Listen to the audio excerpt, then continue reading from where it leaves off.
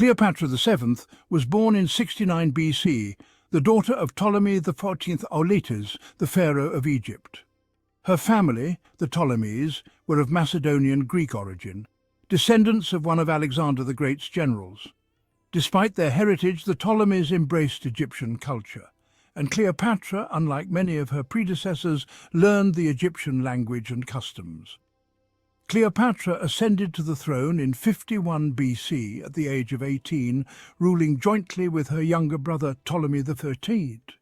However, the young queen's reign began amidst political turmoil.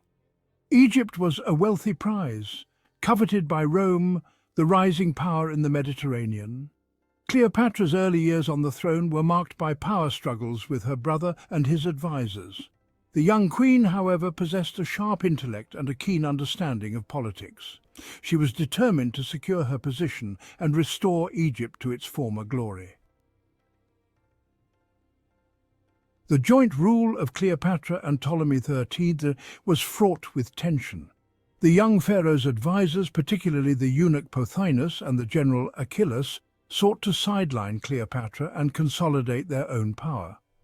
In 48 BC, they succeeded in forcing Cleopatra from Alexandria, the capital of Egypt. Exiled and facing the loss of her throne, Cleopatra refused to accept defeat. She gathered an army in southern Egypt, determined to reclaim her birthright. Meanwhile, a new player entered the Egyptian stage. Julius Caesar, the powerful Roman general, arrived in Alexandria, pursuing his rival Pompey the Great. Cleopatra saw an opportunity in Caesar's arrival. She famously smuggled herself into Alexandria, reportedly hidden in a rug, to plead her case directly to the Roman general. Caesar, impressed by her intelligence and charisma, agreed to support her claim to the throne. Caesar's intervention in Egyptian affairs led to a brief but fierce conflict known as the Alexandrian War. Caesar, with Cleopatra's forces, faced the army of Ptolemy XIII. The war culminated in a decisive battle on the Nile River, where Ptolemy's forces were routed, and the young pharaoh himself drowned while trying to escape. With her enemies vanquished, Cleopatra was restored to the throne, now ruling jointly with her even younger brother, Ptolemy XIV. However, it was clear that Cleopatra was the true power in Egypt, her position secured by the presence of Caesar and his legions. Caesar remained in Egypt for several months, captivated by Cleopatra's intelligence and charm. Their relationship, both political and personal, would have profound consequences for both Egypt and Rome. In 47 BC, Cleopatra gave birth to a son, Ptolemy Caesar, known to history as Caesarion, widely believed to be Caesar's son. Cleopatra's relationship with Caesar was multifaceted. It was a strategic alliance, securing her position on the throne and providing her with the backing of the most powerful man in the Roman world. Caesar, in turn, benefited from Egypt's wealth and resources, crucial for his ongoing campaigns. Beyond politics, however, their relationship was also one of mutual attraction and intellectual companionship. Cleopatra, fluent in several languages and well-versed in philosophy and the arts, was a captivating conversationalist. Caesar, for his part, was drawn to her intelligence, ambition, and regal bearing. Their affair caused a scandal in Rome, where Caesar's enemies seized upon it as evidence of his growing ambition and disregard for Roman tradition. Cleopatra, however, remained unfazed by Roman gossip. She accompanied Caesar to Rome in 46 BC, where she was received with a mixture of curiosity and disapproval. Section 5. The Queen and the General. Cleopatra and Mark Antony. After Caesar's assassination in 44 BC, Cleopatra returned to Egypt. The Roman Republic was plunged into civil war, and Cleopatra carefully watched the unfolding events. She knew that Egypt's fate was closely tied to the outcome of the Roman power struggle. One of the key figures in the post-Caesar Roman world was Mark Antony, Caesar's close friend and loyal general. In 41 BC, Antony summoned Cleopatra to Tarsus in modern-day Turkey to answer for her alleged support of his enemies. Cleopatra, ever the strategist, saw this as an opportunity to forge a new alliance with a powerful Roman leader. She arrived in Tarsus in grand style, sailing up the Cydnus River on a lavishly decorated barge, dressed as the goddess Aphrodite. Antony, known for his love of luxury and spectacle, was completely captivated. Section 6. The Eastern Dream, Cleopatra and Antony's Ambitions. Cleopatra and Antony's relationship quickly blossomed into both a passionate love affair and a strategic alliance. They shared a vision of a powerful Eastern empire, with Egypt at its heart, challenging the dominance of Rome. Cleopatra provided Antony with financial and military support, crucial for his campaigns against Caesar's assassins and his rivals for power in Rome. Their alliance, however, was viewed with suspicion and hostility in Rome. Antony's enemies portrayed Cleopatra as a manipulative seductress, bent on ensnaring him and using him to further her own ambitions. Antony's public pronouncements, including his decision to bestow upon Cleopatra and their children territories in the east, further fueled these suspicions. Despite the growing opposition in Rome, Cleopatra and Antony continued to consolidate their power in the east. Cleopatra bore Antony 3 children twins, Alexander Helios and Cleopatra Selina, and another son, Ptolemy Philadelphus. While Cleopatra and Antony were building their power base in the east, a new threat was emerging in Rome. Octavian, Caesar's great-nephew and adopted heir, was steadily consolidating his own power.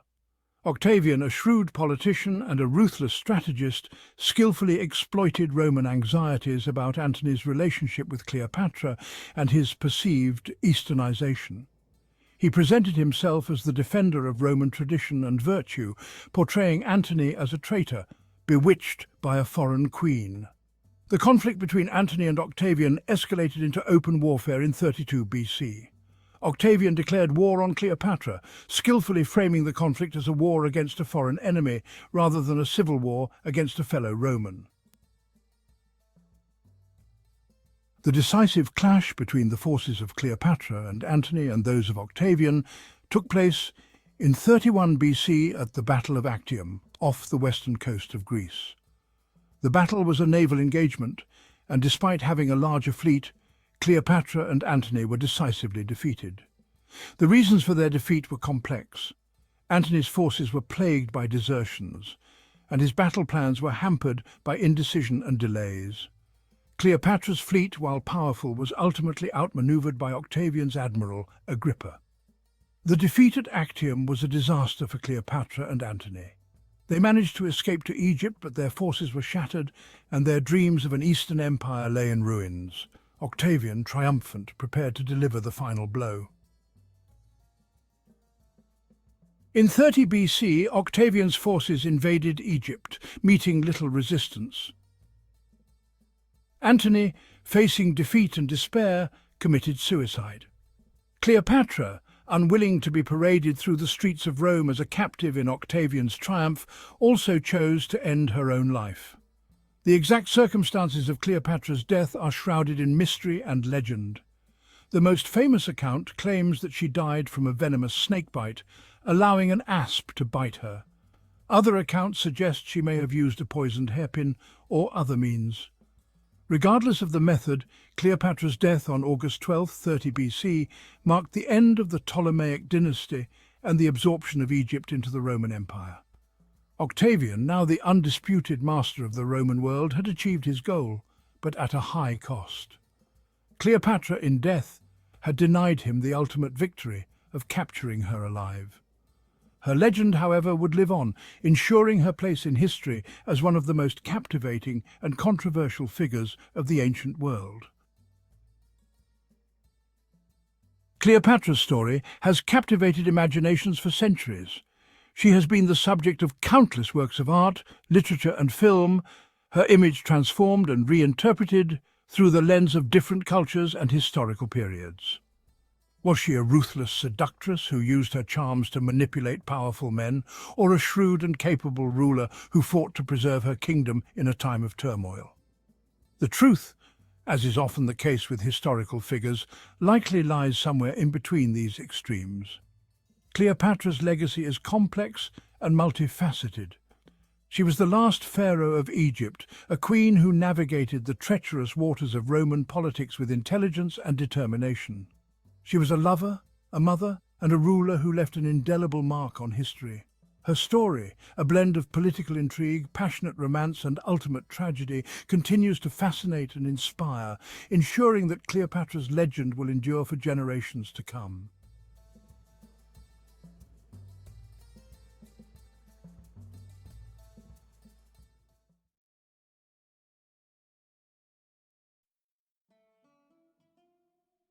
Thebes, the heart of ancient Egypt.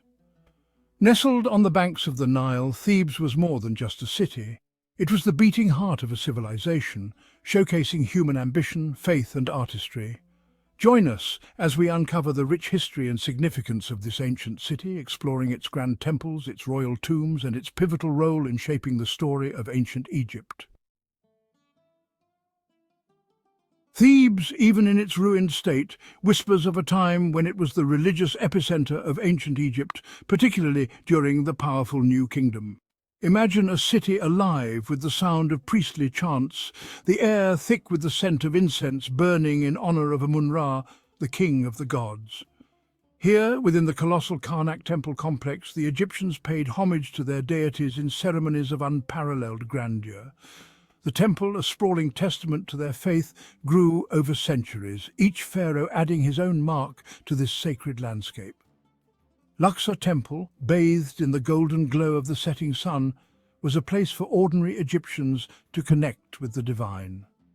Together, these two temples form the spiritual heart of Thebes, a place where the earthly and the divine intertwined. The ancient Egyptians believed in a life after death, a belief reflected in the grandeur of their tombs. Just across the Nile, on the west bank, lies the Theban necropolis, a city of the dead as magnificent as the city of the living. Here, in the Valley of the Kings and the Valley of the Queens, pharaohs and their consorts were laid to rest, surrounded by treasures they believed would accompany them into the afterlife. The tomb of Tutankhamun, a relatively minor pharaoh, yielded a treasure trove of artifacts that captivated the world's imagination. But perhaps even more impressive are the elaborate tombs of rulers like Seti I and Ramses VI, their walls adorned with vibrant scenes from the Book of the Dead. Dotting the landscape are the mortuary temples, grand structures built not for the dead but for their memory. These temples, along with the royal tombs, stand as silent sentinels, guarding the secrets of Egypt's past. For centuries, Thebes was more than just a religious center. It was the vibrant heart of a nation, the capital of a mighty empire.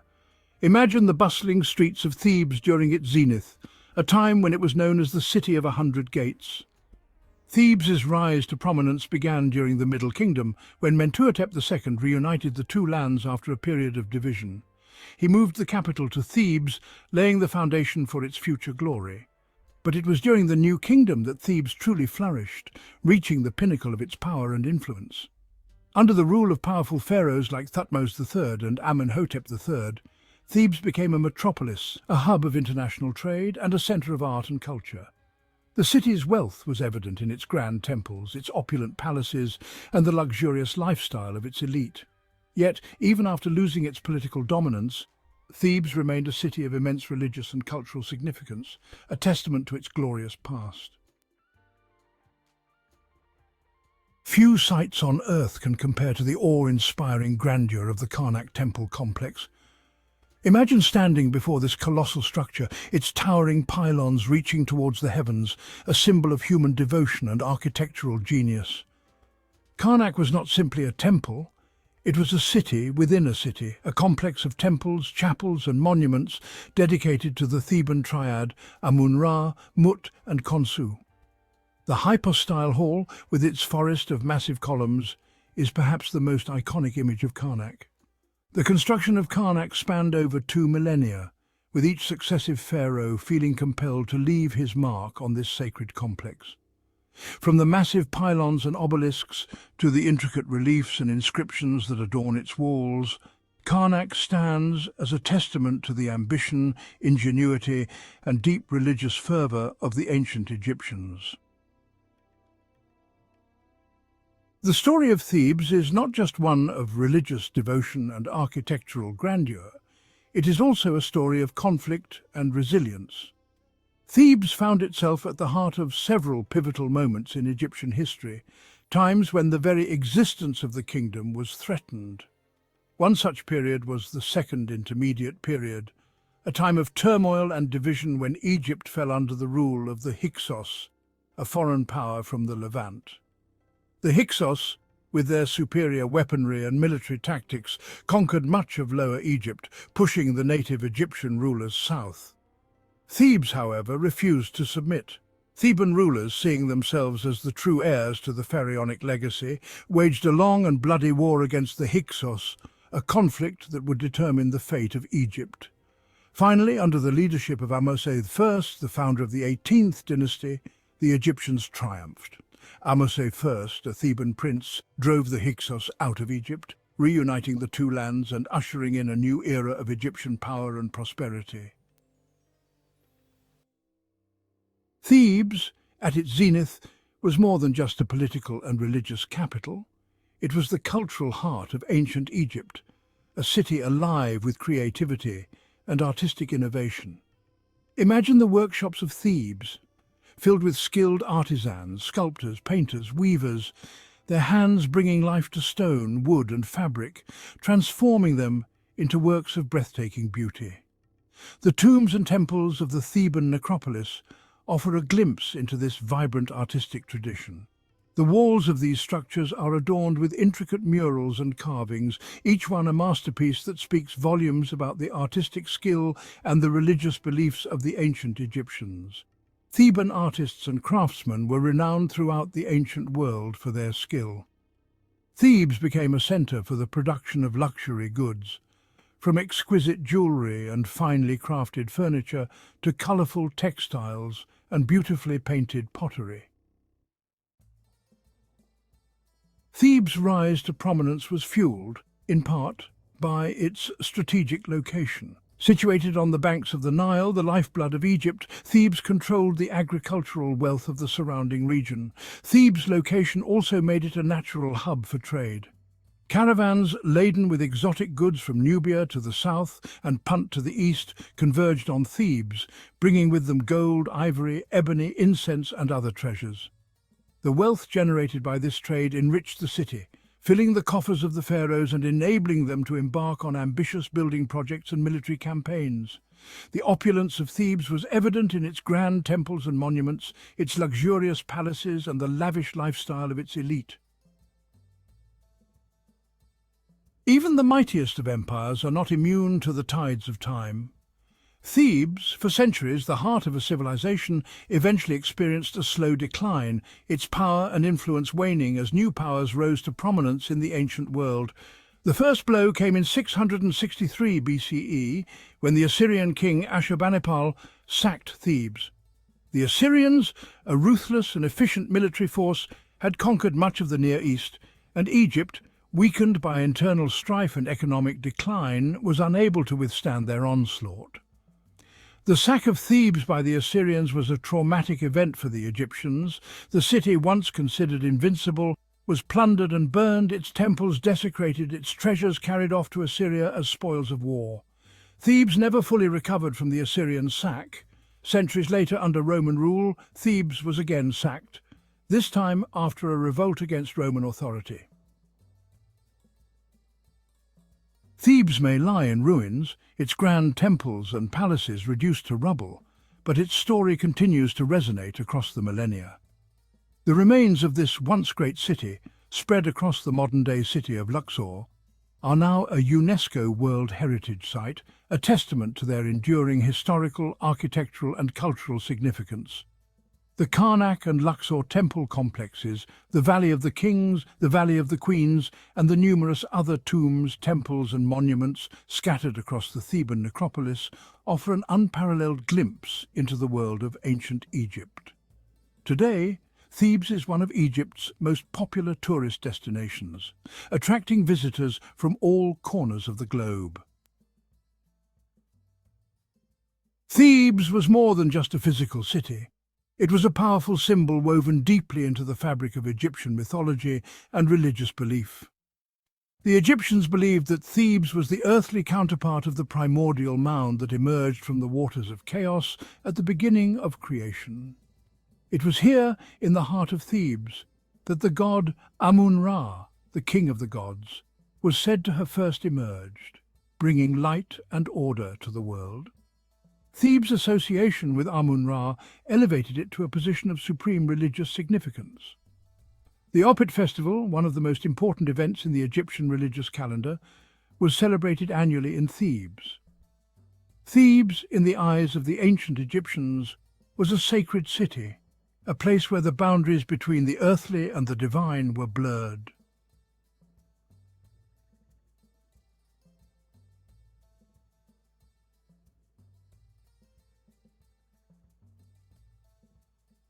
Thank you for joining us on this journey through the ancient city of Thebes.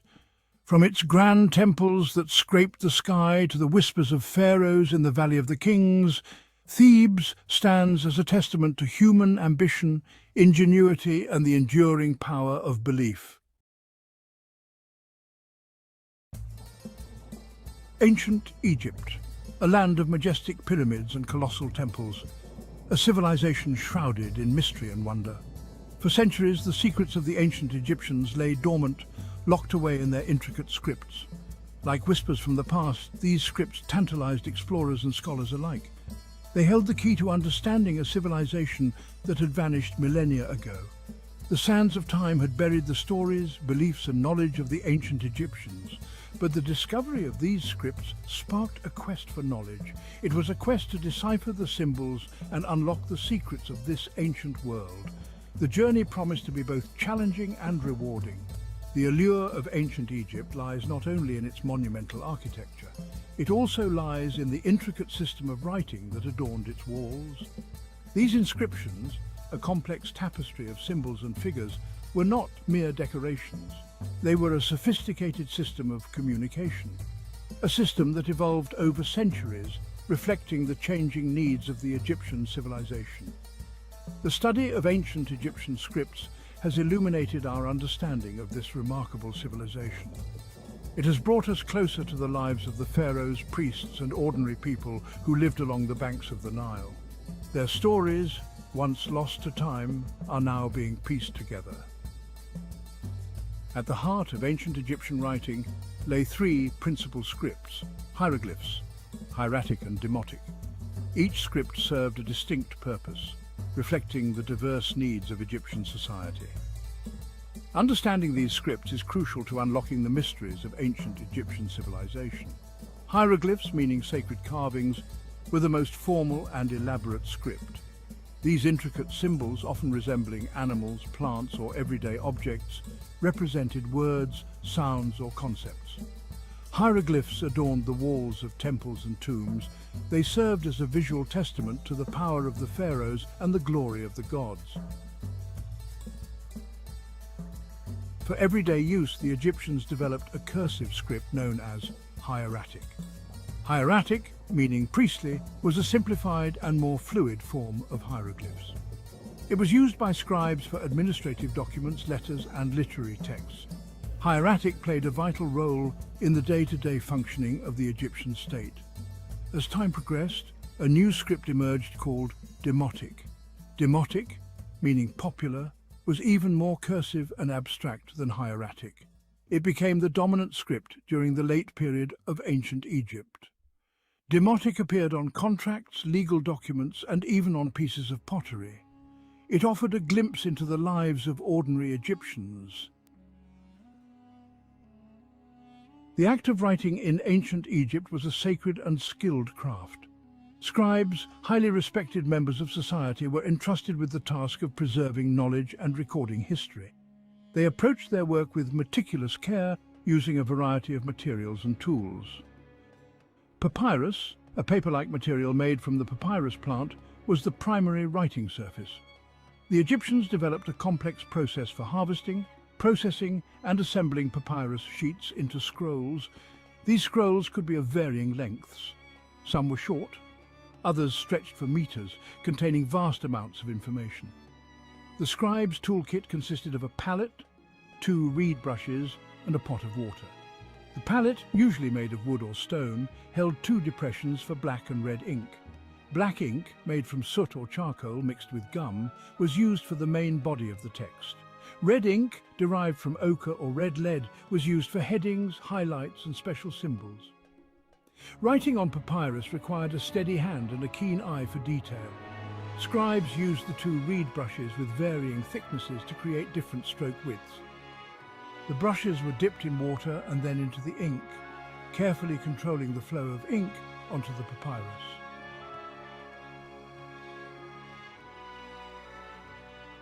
For centuries, the secrets of ancient Egyptian scripts remained hidden. Scholars could only marvel at the beauty of the hieroglyphs without understanding their meaning. Then in 1799, a discovery revolutionized the study of ancient Egypt, the Rosetta Stone.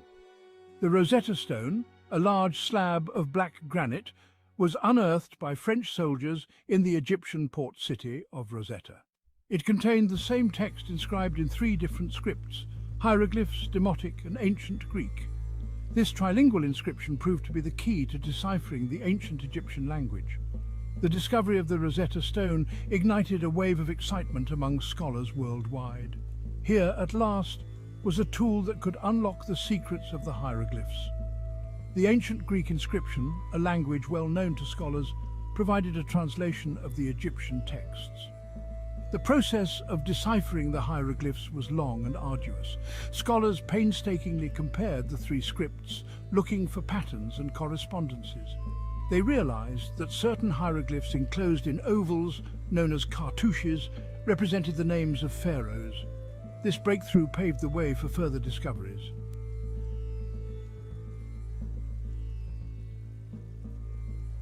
The Egyptian language, like all languages, was not static. It evolved over millennia, adapting to changing social and cultural influences. Understanding this linguistic evolution is crucial to grasping the nuances of ancient Egyptian texts. The earliest known stage of the Egyptian language is Old Egyptian, spoken from the early dynastic period to the end of the Old Kingdom. Old Egyptian laid the foundation for later stages of the language. It is characterized by its complex grammar and distinctive vocabulary. As time progressed, Old Egyptian gave way to Middle Egyptian, spoken during the Middle Kingdom and Second Intermediate period. Middle Egyptian exhibited some grammatical simplifications compared to its predecessor. It became the language of classical literature and religious texts. During the New Kingdom, Late Egyptian emerged as the dominant language. Late Egyptian witnessed further grammatical changes and saw the introduction of new words. It was the language of administration, diplomacy, and everyday life. The final stage of the Egyptian language was Coptic, which emerged in the Roman period. Coptic, written using the Greek alphabet, incorporated elements of Greek vocabulary. It was primarily used by the Coptic Christian community and eventually faded out as Arabic became the dominant language of Egypt.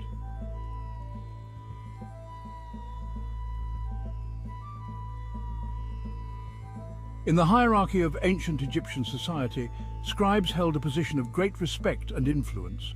They were the guardians of knowledge, responsible for preserving and transmitting information across generations. Their skills were essential to the functioning of the Egyptian state. Becoming a scribe was a long and arduous process. Boys from elite families began their training at a young age. They spent years memorizing hieroglyphs, mastering grammar and learning the intricacies of Egyptian literature. Scribal schools were demanding environments. Discipline was strict. Students who excelled were rewarded with prestigious positions in the royal court or temples. The role of scribes extended far beyond simply writing. They served as administrators, accountants, priests, and even architects. Their knowledge of mathematics, astronomy, and engineering was crucial for building temples, surveying land, and managing complex irrigation systems. Scribes were not merely copyists. They were also creative thinkers and storytellers. They composed hymns to the gods, love poems, and tales of adventure. Their works provide invaluable insights into the beliefs, values, and daily lives of the ancient Egyptians.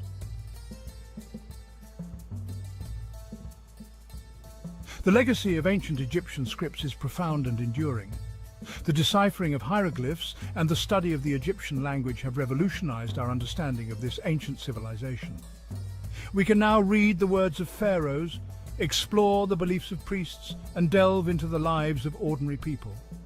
The inscriptions on temple walls and tomb paintings are no longer silent witnesses to a bygone era. They speak to us across millennia, revealing the hopes, dreams, and fears of a civilization that flourished along the banks of the Nile. We can now appreciate the artistry of their writing, the complexity of their language, and the depth of their knowledge. The study of ancient Egyptian scripts is an ongoing endeavor. New discoveries are constantly being made, shedding further light on this fascinating civilization. Each inscription deciphered, each text translated, brings us one step closer to unraveling the mysteries of ancient Egypt.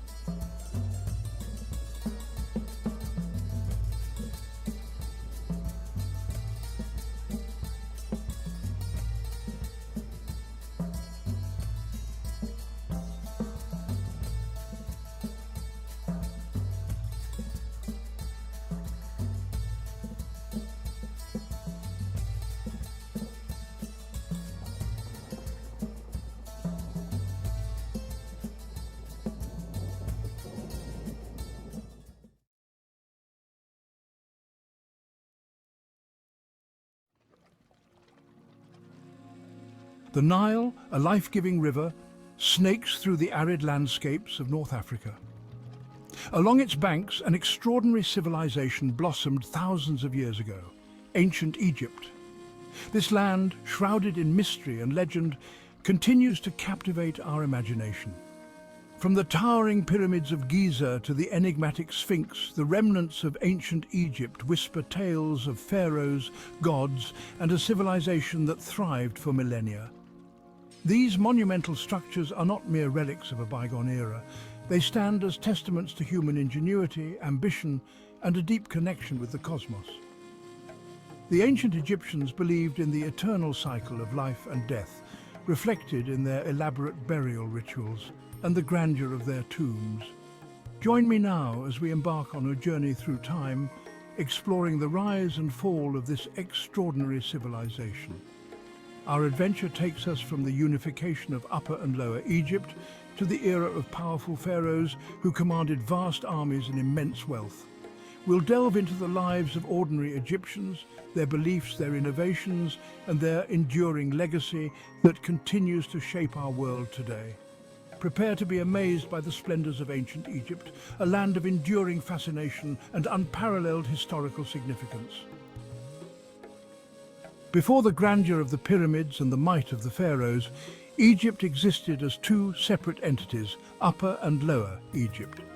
These regions were distinct in their cultures, traditions, and even their gods. The fertile lands of the Nile Valley were divided, each region with its own ruler and deities.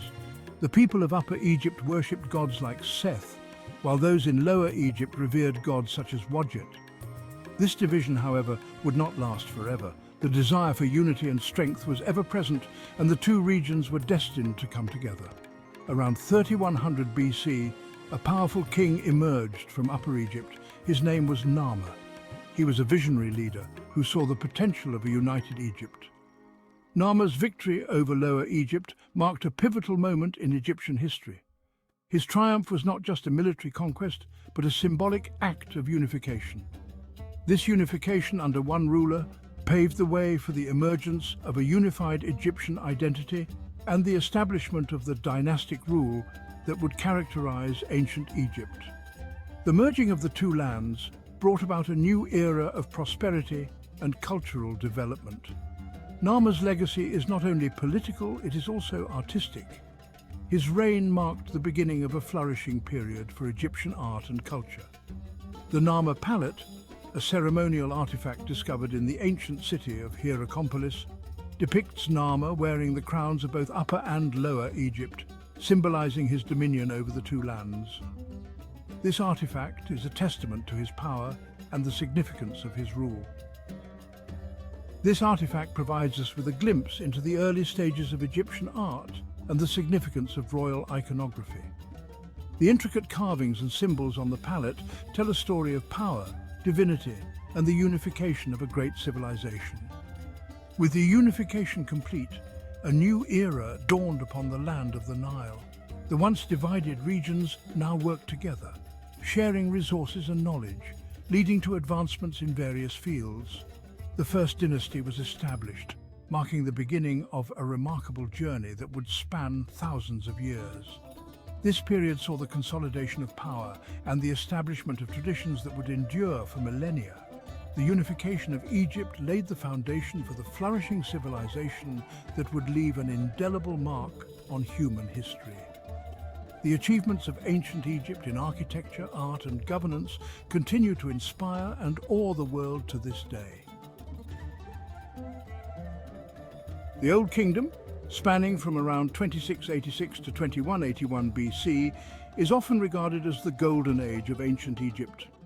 This era laid the foundation for the grandeur and mystique that we associate with ancient Egyptian civilization today.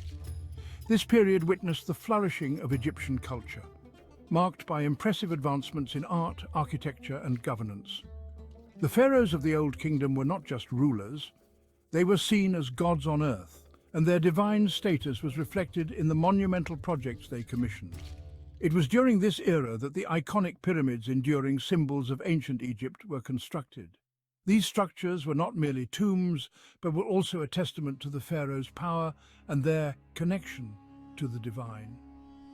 These colossal structures, built as tombs for the pharaohs, showcase the architectural prowess and the sophisticated engineering skills of the ancient Egyptians. The precision with which these massive stones were cut and placed continues to baffle modern engineers and historians. The Great Pyramid of Giza, built by the pharaoh Khufu, is the most impressive of them all. Standing at an original height of 146.6 meters, it was the tallest man-made structure in the world. Its sheer scale and precision continue to astonish us today. The alignment of the pyramid, with the cardinal points, and its near-perfect symmetry are feats of engineering that still inspire awe. The construction of these monumental tombs was not only a testament to the pharaoh's power, but also a reflection of the Egyptians' belief in the afterlife. The pyramids were seen as a means to ensure the pharaoh's safe journey to the afterlife, where they would continue to rule as gods. The pyramids were designed to ensure the safe passage of the pharaoh's soul into the afterlife, equipped with everything they would need for eternity. This included not only treasures and food, but also intricate spells and texts inscribed on the walls to guide them through the afterlife. The Old Kingdom wasn't just about pyramids, however. It was a period of remarkable cultural and intellectual achievements that laid the groundwork for future generations. This period saw the development of hieroglyphic writing, a complex system that combined logographic, syllabic, and alphabetic elements. This writing system was used for religious texts, official inscriptions, and monumental art, playing a crucial role in the administration and culture of ancient Egypt. The Egyptians also made significant strides in mathematics, astronomy, and medicine. Their understanding of the stars and the human body was advanced for their time, and many of their practices laid the foundation for future scientific discoveries. The Old Kingdom was a time of unprecedented prosperity and stability, but like all empires, its time in the sun would eventually come to an end. The Nile River, which had been the lifeblood of the civilization, also played a role in its decline. Internal strife, coupled with a weakening central authority, would usher in a period of instability known as the First Intermediate Period. This era of chaos and fragmentation marked the end of the Old Kingdom, but the legacy of its achievements would endure for millennia. The First Intermediate Period, spanning roughly from 2181 to 2055 BC, marked a significant departure from the opulence and stability of the Old Kingdom. This era was characterized by political fragmentation, social unrest, and economic decline. The once powerful centralized government of the pharaohs weakened, allowing provincial governors known as nomarchs to assert their independence. The first intermediate period was a time of uncertainty and upheaval. The Nile, the lifeblood of Egypt, experienced irregular flooding patterns, leading to famines and social unrest. The weakening central authority resulted in increased competition for resources and power struggles between rival nomarchs. Despite the challenges, this period wasn't devoid of cultural and artistic innovation. The nomarchs, eager to assert their authority and legitimacy, commissioned elaborate tombs and temples in their respective regions. This competition led to a flourishing of regional artistic styles and a departure from the rigid artistic canons of the Old Kingdom. The first intermediate period, often viewed as a dark age in Egyptian history, was a time of significant transformation. It marked the end of the Old Kingdom's centralized rule and paved the way for the emergence of a new dynasty that would reunite Egypt and usher in another era of prosperity and power.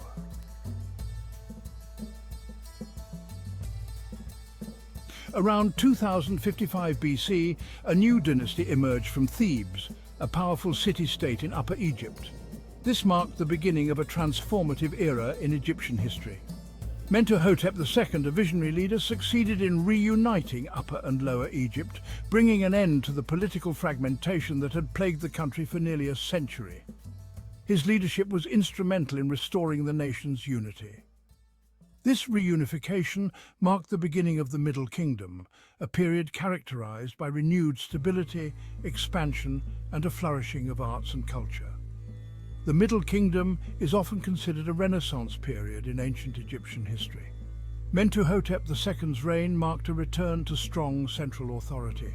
He was not just a ruler, but a reformer who laid the foundation for future prosperity. He embarked on ambitious building projects, revitalized trade routes, and restored order throughout the land. These projects included the construction of temples, fortresses, and irrigation systems that boosted agricultural productivity.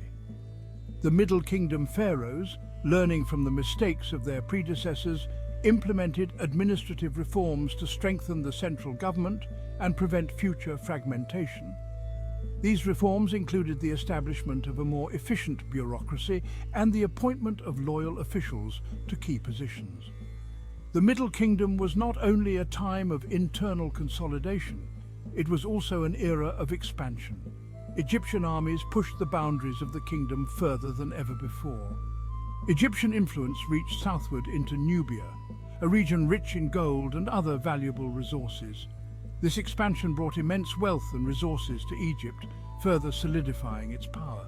Trade flourished, bringing wealth and exotic goods from distant lands.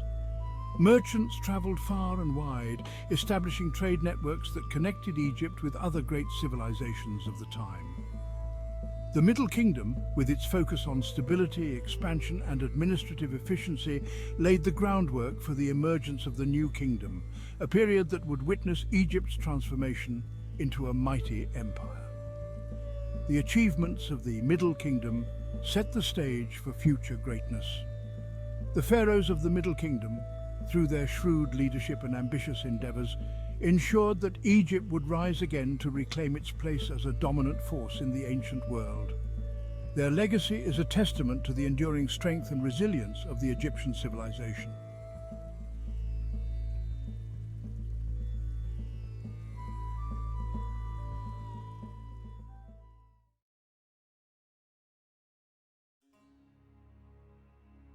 Herodotus possessed a keen eye for observation and a passion for collecting stories. He sought out learned men and women, engaging them in lively discussions. He listened intently to tales whispered in marketplaces and songs sung in royal courts. He believed in the power of first-hand experience, venturing into remote regions to witness life in all its diversity. Herodotus understood that to truly comprehend the world, one had to explore its every corner. Egypt, with its ancient pyramids that have stood the test of time, towering majestically over the desert landscape, and enigmatic hieroglyphs that tell stories of gods, kings, and everyday life, held a particular allure for Herodotus. It was a land steeped in history, its origins lost to the mists of time, where every stone and ruin whispered secrets of a bygone era. Herodotus was captivated by the grandeur of its monuments, the towering statues that seemed to touch the sky, and the complexity of its civilization, a society that thrived with bustling marketplaces and intricate social structures. Herodotus immersed himself in Egyptian culture, engaging with priests, scribes, and ordinary people, learning from their daily lives and traditions. He learned about their religious beliefs, their social customs, and their understanding of the cosmos, which was deeply intertwined with their daily existence. He was fascinated by their stories of gods and pharaohs, tales of divine rulers and mythical beings, of creation and the afterlife, where elaborate burial practices ensured a journey to the next world. He recognized that Egypt offered a unique perspective on the human experience, a civilization that had mastered the art of living in harmony with the natural and supernatural worlds. Herodotus was a pioneer in the field of history, often referred to as the father of history, due to his groundbreaking work in documenting the past. However, his methods differed greatly from the rigorous standards of modern scholarship. Unlike today's historians, who rely on a combination of primary sources, archaeological evidence, and peer-reviewed research, Herodotus had to navigate a world where written records were scarce and often unreliable. He relied heavily on oral accounts, gathering stories from a wide range of sources. These included local storytellers, travelers, and merchants, each with their own version of events. Herodotus understood that history was often passed down through generations, shaped by the memories and perspectives of those who recounted it. This oral tradition was a double-edged sword. While it preserved the essence of events, it also allowed for embellishments and alterations over time. The stories he collected were like pieces of a puzzle, each one offering a glimpse into the past, but none providing a complete picture. The hieroglyphics and inscriptions he encountered were invaluable, yet they too were subject to interpretation. Herodotus recognized the subjective nature of his sources, but believed that by collecting multiple perspectives, he could approach a semblance of truth. He was aware that each account was colored by the teller's own experiences and biases. While Herodotus valued first-hand observation, he also relied on the interpretations of local guides and experts. These individuals provided him with insights that he could not have gained on his own. He understood that these guides and experts had spent their lives immersed in the culture and history of their land, making their knowledge indispensable. He consulted with Egyptian priests who possessed a deep knowledge of their history and religion. These priests were the keepers of sacred texts and oral traditions, offering Herodotus a wealth of information. He sought out Greek merchants and travelers who had spent years in Egypt, absorbing its culture. These individuals provided a unique perspective, bridging the gap between Greek and Egyptian worlds. He recognized that to fully understand a place, one had to rely on the knowledge of those who knew it best. This meant listening to the voices of the people who lived there, who had experienced its history firsthand. Herodotus's approach to history was not without its flaws. His reliance on oral accounts and second-hand information sometimes led him astray. He sometimes struggled to differentiate between fact and legend, accepting fantastical stories at face value. These tales, while captivating, often blurred the line between history and myth. He acknowledged the limitations of his own knowledge, often presenting conflicting accounts side by side. This approach allowed readers to see the diversity of perspectives, but also highlighted the uncertainties inherent in his work. However, his willingness to embrace uncertainty and to present multiple perspectives distinguished him as a historian. He was not afraid to admit when he did not know the full story, and he left room for future scholars to build upon his work. He understood that history was not simply a collection of facts, but a complex tapestry woven from memory, interpretation, and imagination. This holistic approach allowed him to capture the richness and complexity of human experience, making his work timeless and invaluable. Egypt, in the eyes of Herodotus, was a land of wonders, both familiar and strange. As he journeyed through this ancient civilization, he was struck by the unique blend of natural beauty and human ingenuity that defined the landscape. He marveled at the Nile's annual floods, which brought life to the arid land. These floods were not just a natural phenomenon, but a lifeline for the people, ensuring the fertility of the soil and the prosperity of the nation. He described the Egyptians' ingenious irrigation systems, which transformed the desert into fertile fields. These systems were a testament to their advanced engineering skills and their ability to adapt to their environment. He observed their agricultural practices, noting their cultivation of wheat, barley, and flax. These crops were not only staples of their diet, but also essential for their economy, providing materials for trade and daily life. Herodotus was impressed by the Egyptians' ability to harness the power of nature to sustain their civilization. Their agricultural techniques were sustainable and efficient, allowing them to thrive in a challenging environment. Herodotus was equally fascinated by the Egyptians' cultural practices. He witnessed their vibrant festivals, intricate rituals, and the daily routines that reflected their deep-seated beliefs and values. He described their reverence for the Nile, which they believed was the source of all life. The river was central to their religion and mythology, and they held numerous ceremonies to honor its vital role in their existence.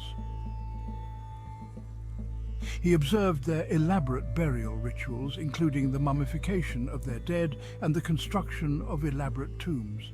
These practices were deeply rooted in their belief in the afterlife and the importance of preserving the body for the journey beyond. He noted their fascination with astronomy, their development of a calendar based on the solar year, and their construction of massive pyramids aligned with the stars.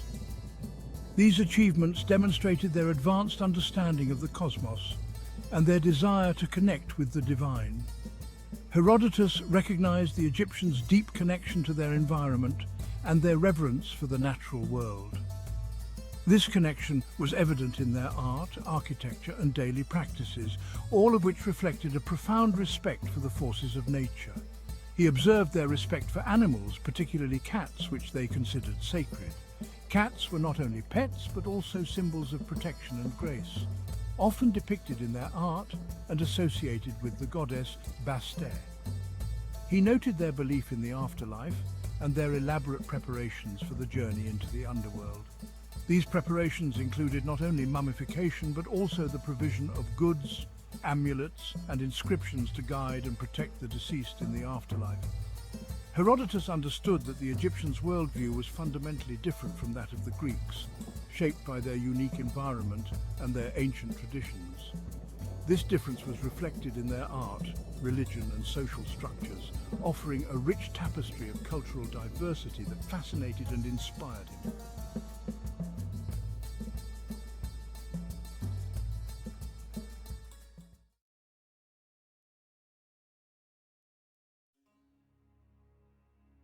Thutmose III, a name that would echo through the annals of history, a name synonymous with Egyptian military might and unparalleled leadership. But his path to glory was not straightforward. It was fraught with challenges and unexpected turns. He ascended the throne as a young boy, co-ruling with his stepmother Hatshepsut, who was a formidable force in her own right. She was a powerful woman, a rarity in Egyptian history, who defied conventions and took on the role of pharaoh. Hatshepsut assumed the full mantle of pharaoh, relegating Thutmose to the shadows, where he watched and learned. For 2 decades, he remained in the background, observing the intricacies of governance and power. This was his training ground, a period of intense learning and preparation. He honed his skills, waiting for his moment, mastering the art of warfare and leadership.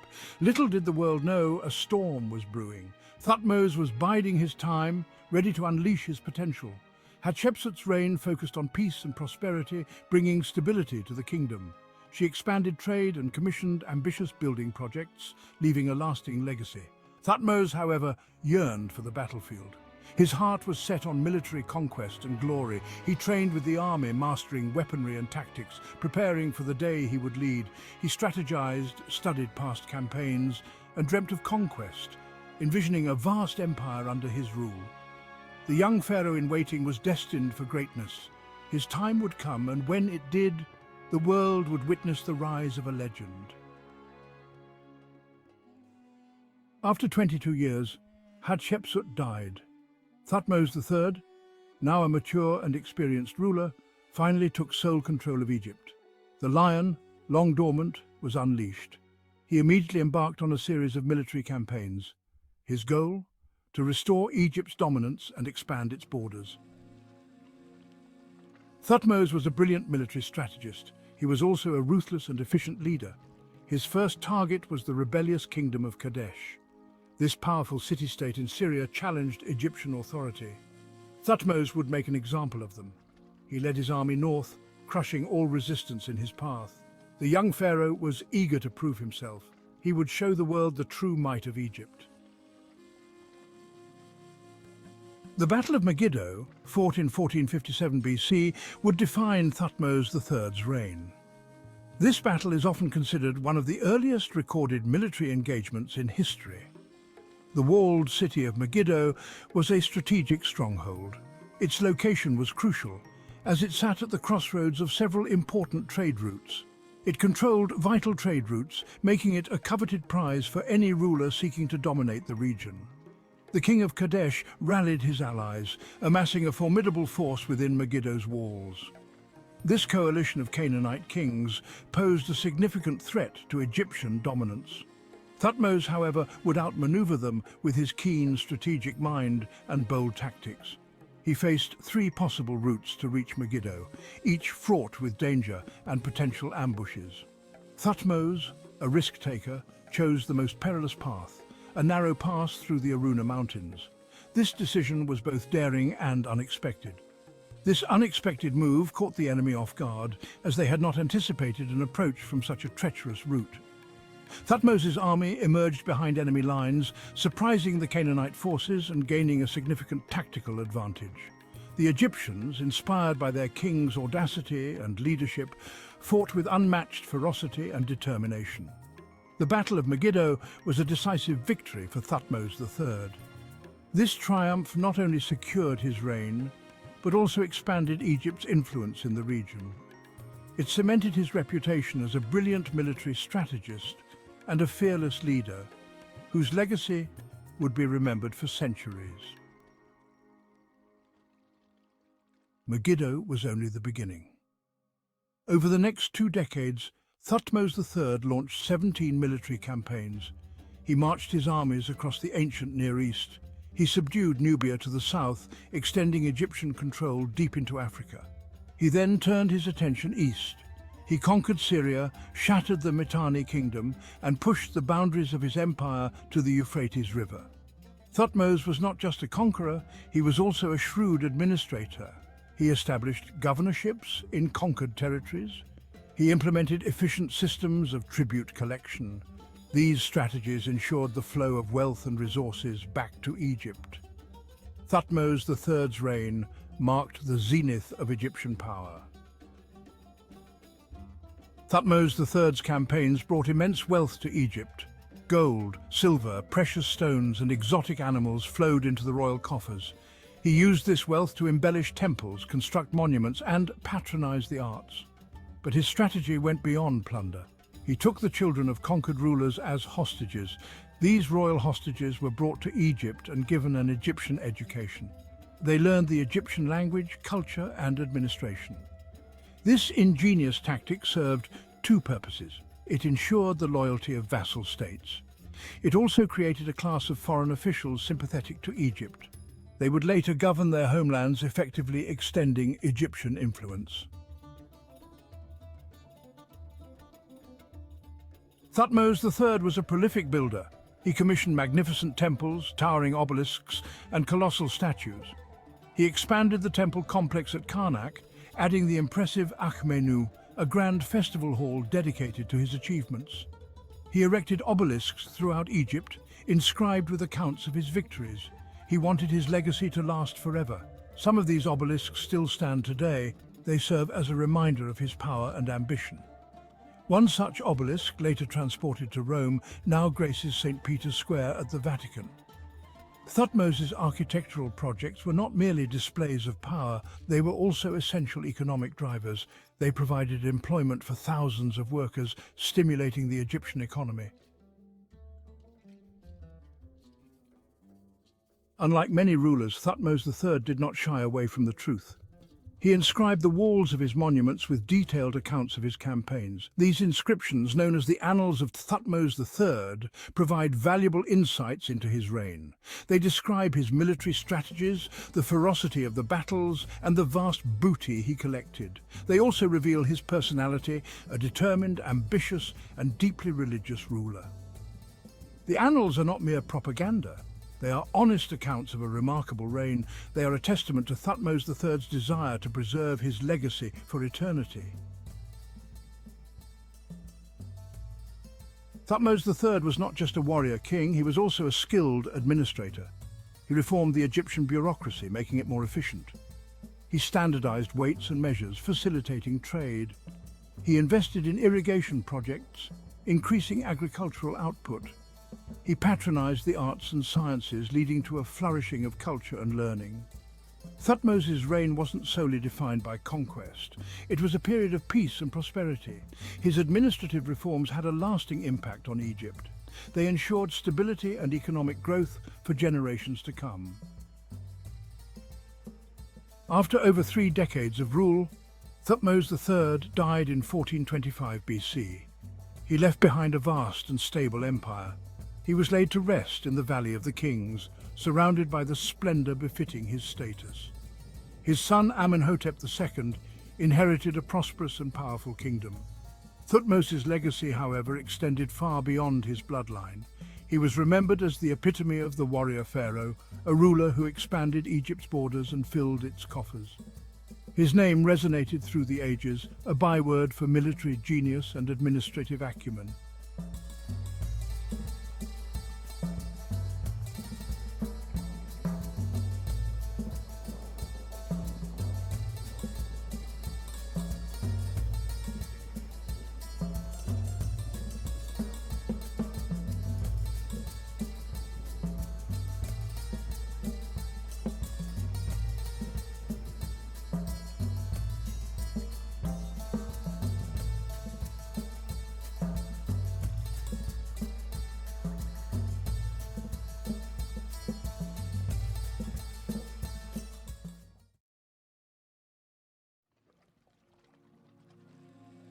France in the late 18th century was a nation ablaze with revolution and ambition. The streets of Paris echoed with the cries of liberty, equality, and fraternity as the old order was dismantled and a new era began to take shape. The French Revolution had reshaped the political landscape, toppling monarchies and challenging the very foundations of European society.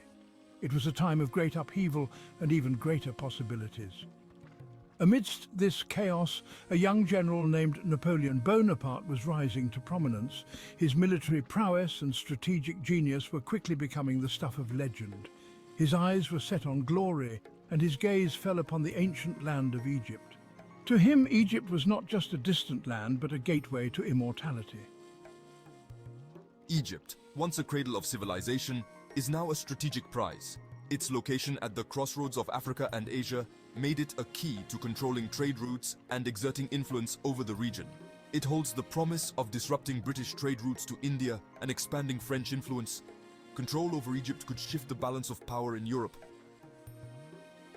Napoleon, however, saw beyond the geopolitical chessboard. He was not just a soldier, he was a visionary. He was captivated by the stories of Egypt's glorious past. The land of the pharaohs, with its pyramids and ancient mysteries, called to him like a siren song. The pharaohs, the pyramids, the mysteries of a lost civilization, these ignited a fire in his imagination. He dreamed of uncovering the secrets that had been buried for millennia. Not just as a conqueror, but as a patron of knowledge, a beacon of enlightenment in a world shrouded in darkness, uncovering the secrets buried beneath the sands. The treasures of Egypt were not just gold and jewels, but the wisdom of an ancient civilization. In 1798, Napoleon embarked on his Egyptian expedition. It was a bold and audacious move, one that would test his leadership and vision. He carried with him not just the might of the French army, but the hopes and dreams of a nation, but also a contingent of scholars, scientists, and artists. This was no ordinary military campaign. It was a quest for knowledge. This was a dual mission, to conquer Egypt and to unravel its ancient mysteries. The expedition was as much about discovery as it was about domination. The expedition resonates with the spirit of the Enlightenment. It was a time when reason and science were seen as the keys to unlocking the mysteries of the world. Europe is in the throes of intellectual curiosity, eager to rediscover its classical past. The scholars who accompanied Napoleon were driven by a thirst for knowledge, eager to rediscover its classical past. They sought to bring the light of understanding to the dark corners of history. Egypt, with its ancient civilization and enigmatic monuments, holds an irresistible allure. It was a land of wonder and mystery, waiting to be explored. The expedition was a testament to Napoleon's belief in the power of knowledge even as he waged war. He saw himself as a bridge between the past and the future, even as he waged war. The battles fought in the sands of Egypt were not just for territory but for the soul of a civilization. He saw the conquest of Egypt not just as a military objective but as an opportunity to advance human understanding. It was a chance to rewrite history. Little did he know that his expedition would spark a global fascination with ancient Egypt, igniting a passion that would span centuries, giving birth to the field of Egyptology. Scholars from around the world would flock to Egypt, drawn by the allure of its ancient secrets, and forever changing our understanding of this ancient civilization. The legacy of Napoleon's Egyptian expedition is one of discovery, knowledge, and an unending quest for the truth. Napoleon's armada set sail from Toulon harbour, its destination the shores of Egypt. This ambitious expedition was not just a military endeavour, but a grand vision of conquest and enlightenment. The ships were laden not only with soldiers and weaponry, but also with scientific instruments, books and art supplies. Napoleon envisioned a new era of discovery, where the might of the French military would be complemented by the intellectual prowess of its scholars. The French troops landed in Alexandria in July 1798, quickly overwhelming the city's defences. The initial success was a testament to the meticulous planning and sheer force of Napoleon's army. Promising to free the Egyptians from Ottoman rule, my words were meant to inspire and win the hearts of the local population, portraying the French as their saviors. His words, however, rang hollow as the French army advanced southwards, leaving behind a trail of destruction. Villages were razed and the local populace suffered under the harsh realities of war. The Battle of the Pyramids, fought on the outskirts of Cairo, was a testament to French military might. The sight of the ancient pyramids standing witness to the clash of modern armies was both awe-inspiring and tragic. The Mamluk cavalry, though renowned for their prowess, was no match for the disciplined volleys of the French infantry. The battle showcased the superiority of French tactics and the devastating effectiveness of their firepower. Cairo fell into French hands, and with it, control of the Nile Delta. This strategic victory allowed the French to establish a foothold in Egypt, but it also marked the beginning of a prolonged and arduous campaign. But the conquest was far from over. The French faced continuous resistance from local forces and the looming threat of foreign intervention. The British Navy, sensing a threat to their interests in the region, engaged the French fleet at the Battle of the Nile. This confrontation would prove to be a pivotal moment in the campaign. The French, caught unawares in Aboukir Bay, suffered a crushing defeat. The loss of their fleet was a devastating blow, isolating Napoleon's forces in a hostile land. This naval disaster effectively stranded Napoleon's army in Egypt, cutting off their supply lines and reinforcements. The French soldiers, now isolated, had to rely on their resourcefulness and resilience to survive. The siege of Acre, however, proved to be a turning point. The Ottoman defenders, backed by British naval support, repelled repeated French assaults. The fortifications of Acre stood strong against the relentless French attacks. Napoleon, facing mounting casualties and news of unrest back in France, was forced to abandon the siege. The dream of a swift and glorious conquest was slipping away. His dreams of conquering the East lay shattered. The once ambitious campaign had turned into a struggle for survival and a race against time. His Egyptian adventure, though ultimately a military failure, had planted the seeds for something far greater. a renaissance in the study of ancient Egypt. The scholars who accompanied the expedition made groundbreaking discoveries, uncovering the mysteries of a civilization long forgotten. Among these discoveries was the Rosetta Stone, a key to unlocking the secrets of Egyptian hieroglyphics. This artifact would become one of the most important tools in the study of ancient languages and cultures. The work of these scholars culminated in the monumental Description de l'Égypte, a comprehensive record of the expedition's findings. This publication would inspire generations of historians, archaeologists, and Egyptologists. Today, the legacy of Napoleon's Egyptian campaign lives on in the continued fascination with ancient Egypt. The treasures uncovered and the knowledge gained have left an indelible mark on our understanding of history. Napoleon's invasion of Egypt, though driven by imperial ambitions, also marked the beginning of a new era of intellectual exploration. This campaign was not just about territorial conquest, it was also about the conquest of knowledge. Alongside his soldiers, Napoleon brought with him a carefully selected group of over 160 scholars, scientists, artists, and engineers. These individuals were not mere observers. They were active participants in a grand experiment to uncover the secrets of an ancient civilization. This group, known as the Commission of the Sciences and Arts of Egypt, was tasked with a unique mission to systematically study and document the ancient civilization they were conquering. Their work would go on to influence generations of historians, archaeologists, and scholars, meticulously recording their observations of ancient monuments, deciphering hieroglyphs, and studying local customs. Their efforts were not limited to grand temples and pyramids. They also documented everyday life, providing a comprehensive picture of Egyptian society. Their work, conducted amidst the chaos of war, laid the foundation for our modern understanding of ancient Egypt. Despite the constant threat of conflict, these scholars remained focused on their mission, driven by a passion for discovery. For the first time, Europe was getting a glimpse of Egypt not through the distorted lens of myth and legend, but through the objective eyes of science. This shift in perspective was revolutionary, challenging long-held beliefs and sparking a new era of Egyptology. These scholars, driven by a thirst for knowledge, braved the scorching desert heat, the threat of disease, and the constant dangers of war.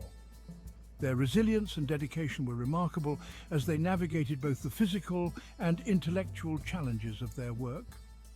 Their dedication to their task, even as battles raged around them, stands as a testament to the enduring power of human curiosity.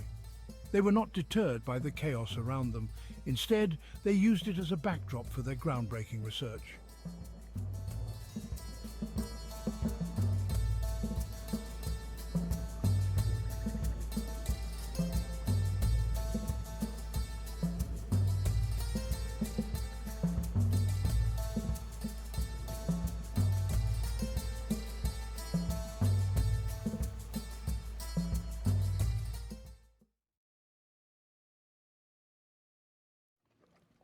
The Rosetta Stone is one of the most famous ancient artifacts in the world. The Rosetta Stone was rediscovered in July 1799 by French soldiers who were part of Napoleon Bonaparte's Egyptian campaign. They were tearing down an old wall at Fort Julian near the town of Rashid, or Rosetta, in the Nile Delta, when they unearthed the stone. It is a large stone slab, originally part of a larger stele made of granodiorite. This durable material has preserved the inscriptions remarkably well over the millennia. The stone is inscribed with a decree issued in 196 BC at Memphis, Egypt, in honor of the Ptolemaic king Ptolemy V Epiphanes. This decree was meant to affirm the royal cult of the young king and was a significant political document of its time. What makes the Rosetta Stone so special is that the decree is inscribed in 3 different scripts, a feature that has made it invaluable to linguists and historians. Hieroglyphs, the formal writing system of ancient Egypt, these intricate symbols were used primarily for religious texts and monumental inscriptions. Demotic script, a cursive script used in everyday life. This script was the common script of the people, used for daily transactions and record-keeping. And finally, Ancient Greek. The presence of these three scripts is what ultimately allowed scholars to decipher hieroglyphs, which had been a mystery for centuries. News of the Rosetta Stone's discovery quickly spread throughout Europe, sparking a race among scholars to be the first to decipher the hieroglyphs. Among those who took up the challenge were Thomas Young, an English polymath, and Jean-François Champollion, a French philologist. Young made significant progress in deciphering the Demotic script, identifying several phonetic signs and correctly identifying the cartouche, or royal name ring, of Ptolemy. However, it was Champollion who would ultimately crack the code of hieroglyphs. The breakthrough came in 1822, when French scholar Jean-François Champollion announced that he had deciphered the hieroglyphs, opening up a new era of Egyptology. The Rosetta Stone thus stands as a testament to human curiosity and the relentless pursuit of knowledge. Champollion built upon Young's work, using his knowledge of Coptic, the last stage of the ancient Egyptian language, to identify phonetic correspondences between the Greek and hieroglyphic texts. In 1822, he had a breakthrough when he realized that the hieroglyphic signs in Ptolemy's cartouche represented the sounds of his name in Greek. This discovery revolutionized our understanding of hieroglyphs, demonstrating that they were not simply pictographs or ideograms, but a complex system of writing that included phonetic elements. Champollion's work laid the foundation for the modern study of ancient Egyptian language and culture. The decipherment of hieroglyphs had a profound impact on our understanding of ancient Egypt. It allowed scholars to read the countless inscriptions and texts that had previously been indecipherable, opening up a vast new window into Egyptian history, religion, and culture. We now know much more about the daily lives of the ancient Egyptians, their beliefs and practices, and their interactions with other cultures. The Rosetta Stone, therefore, played a pivotal role in unlocking the secrets of one of the world's oldest civilizations. The Rosetta Stone, a granodiorite stele inscribed with a decree issued in Memphis, Egypt, in 196 BC, has a fascinating history that spans centuries and continents. Following Napoleon's defeat in Egypt in 1801, the Rosetta Stone, along with other antiquities collected by the French, became the property of the British under the terms of the Treaty of Alexandria. This treaty marked a significant moment in history, as it not only ended the French campaign in Egypt, but also transferred a wealth of knowledge and artifacts to British hands. The stone was transported to England and presented to King George III, who donated it to the British Museum in 1802. The journey of the Rosetta Stone from Egypt to England was a monumental task, involving careful planning and execution to ensure its safe arrival. Upon its arrival, it was immediately recognized for its potential to unlock the secrets of ancient Egyptian hieroglyphs. The Rosetta Stone has been on display at the British Museum ever since, becoming one of its most popular exhibits. Its presence has not only attracted scholars and historians, but also inspired countless visitors to delve into the mysteries of ancient civilizations. The stone's inscriptions, written in three scripts, Greek, Demotic, and hieroglyphic, provided the key to deciphering Egyptian hieroglyphs, a breakthrough that revolutionized our understanding of ancient Egypt. Millions of visitors from around the world flock to see the stone each year, marveling at its historical significance. The Rosetta Stone stands as a testament to human curiosity and the relentless pursuit of knowledge. Its journey from the sands of Egypt to the halls of the British Museum is a story of cultural exchange, discovery, and the enduring legacy of ancient civilizations. The Rosetta Stone's legacy extends far beyond its physical presence in the British Museum. Its discovery and decipherment sparked a renewed interest in ancient Egypt, leading to countless archaeological excavations and scholarly studies. The stone has become an iconic symbol of our ability to unlock the mysteries of the past. It serves as a reminder of the importance of preserving cultural heritage and the power of human ingenuity. The Rosetta Stone's fame has transcended academia, becoming a popular cultural icon. Its image has been used in countless books, films, television shows, and video games. The phrase Rosetta Stone has even entered the English lexicon as a metaphor for anything that holds the key to understanding a complex problem or mystery. The Rosetta Stone is more than just a stone slab with inscriptions. It is a key that unlocked the secrets of ancient Egypt, a civilization that flourished thousands of years ago along the banks of the Nile River. It is a tangible link to one of the world's oldest civilizations, a bridge connecting us to a time when pharaohs ruled and monumental pyramids were constructed. The Rosetta Stone is a testament to the enduring power of language, showcasing the intricate hieroglyphics that once conveyed the stories, laws, and beliefs of an ancient people. It stands as a symbol of our insatiable curiosity about the past, driving scholars and archaeologists to uncover the mysteries that lie beneath the sands of time. Its discovery and decipherment revolutionized our understanding of ancient Egypt, providing the key to translating hieroglyphics and opening up a vast new window into a world that had long been shrouded in mystery. This newfound knowledge allowed us to piece together the history, culture, and daily life of a civilization that had been lost to the ages, revealing the grandeur and complexity of ancient Egyptian society. The Rosetta Stone continues to captivate and inspire us today, drawing visitors from around the world to marvel at its inscriptions and the stories they tell. It serves as a reminder of the enduring power of human curiosity, the drive to explore, learn, and understand our past. The importance of preserving our shared cultural heritage cannot be overstated, as it connects us to our roots and helps us understand the journey of humanity through the ages. The Rosetta Stone is a beacon of this heritage, a timeless artifact that continues to illuminate the path of discovery.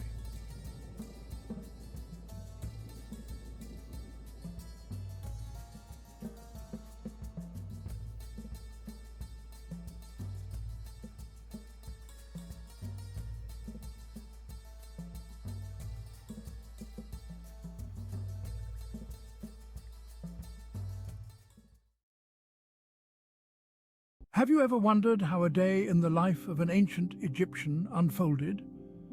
As dawn's first light brushed across the horizon, ancient Egyptian households stirred into activity. The day started early, long before the punishing heat of the desert sun could make work unbearable.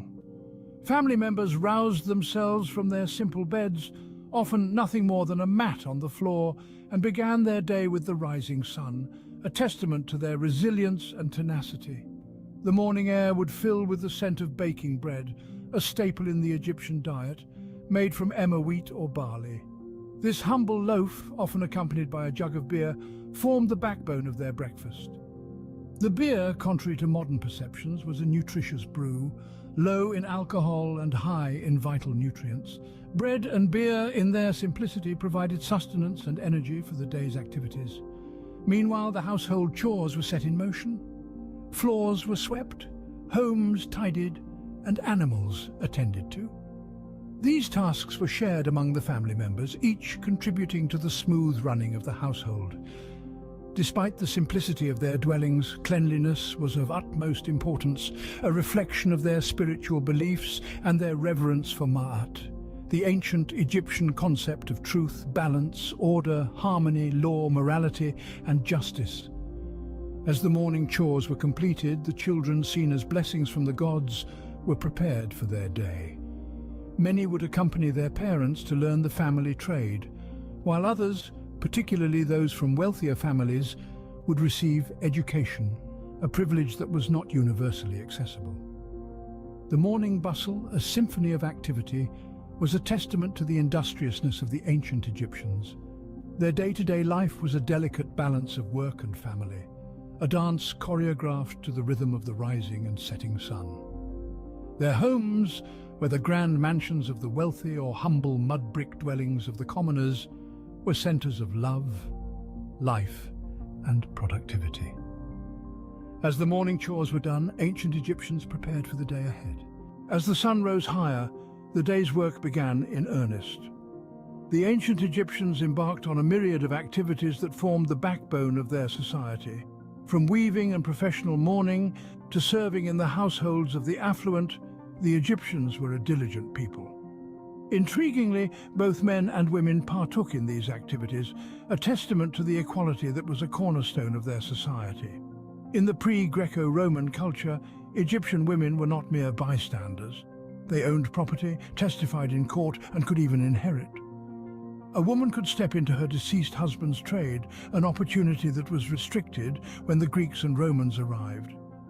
The marriage contracts of the time also bore witness to this equality, often including mentions of allowances and items of value brought into the marriage by the woman, which forever remained hers. The social structure, however, did play a role in determining the opportunities available to an individual. The higher their status, the easier it was to obtain education and access different professions. But regardless of their social standing, every Egyptian had a role to play, a task to execute. This society was not just about work, there was also time for leisure. When the tasks of the day were done, Egyptians would engage in games and music, a welcome respite from the rigors of their daily chores. Children were considered a blessing from the gods, and their laughter and playfulness added a sense of liveliness to the otherwise industrious Egyptian lifestyle. The ancient Egyptians were a people of balance.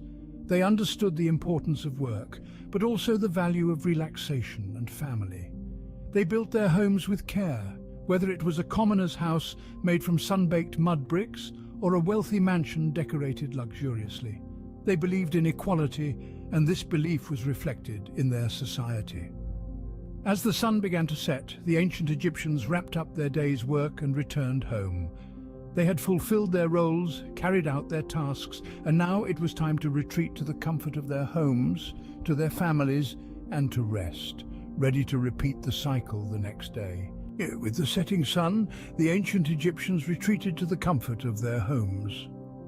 The hustle and bustle of the day's activities subsided, ushering in a time of quiet contemplation and familial bonding. You see, evenings in an ancient Egyptian household were not just about rest, but about strengthening the ties that bound them together. As dusk fell, the families would gather for dinner. But unlike our modern-day practice of congregating around one large table, each individual had a small table of their own. Meals were simple, yet nourishing, often consisting of bread, vegetables, and sometimes fish or meat. This practice of individual tables wasn't a sign of disconnectedness, but rather a custom unique to their culture. The importance of family in their society cannot be overemphasized. The father, mother, and children were the nucleus of the family, but their household often extended to include mothers-in-law, sisters, aunts, and sisters-in-law.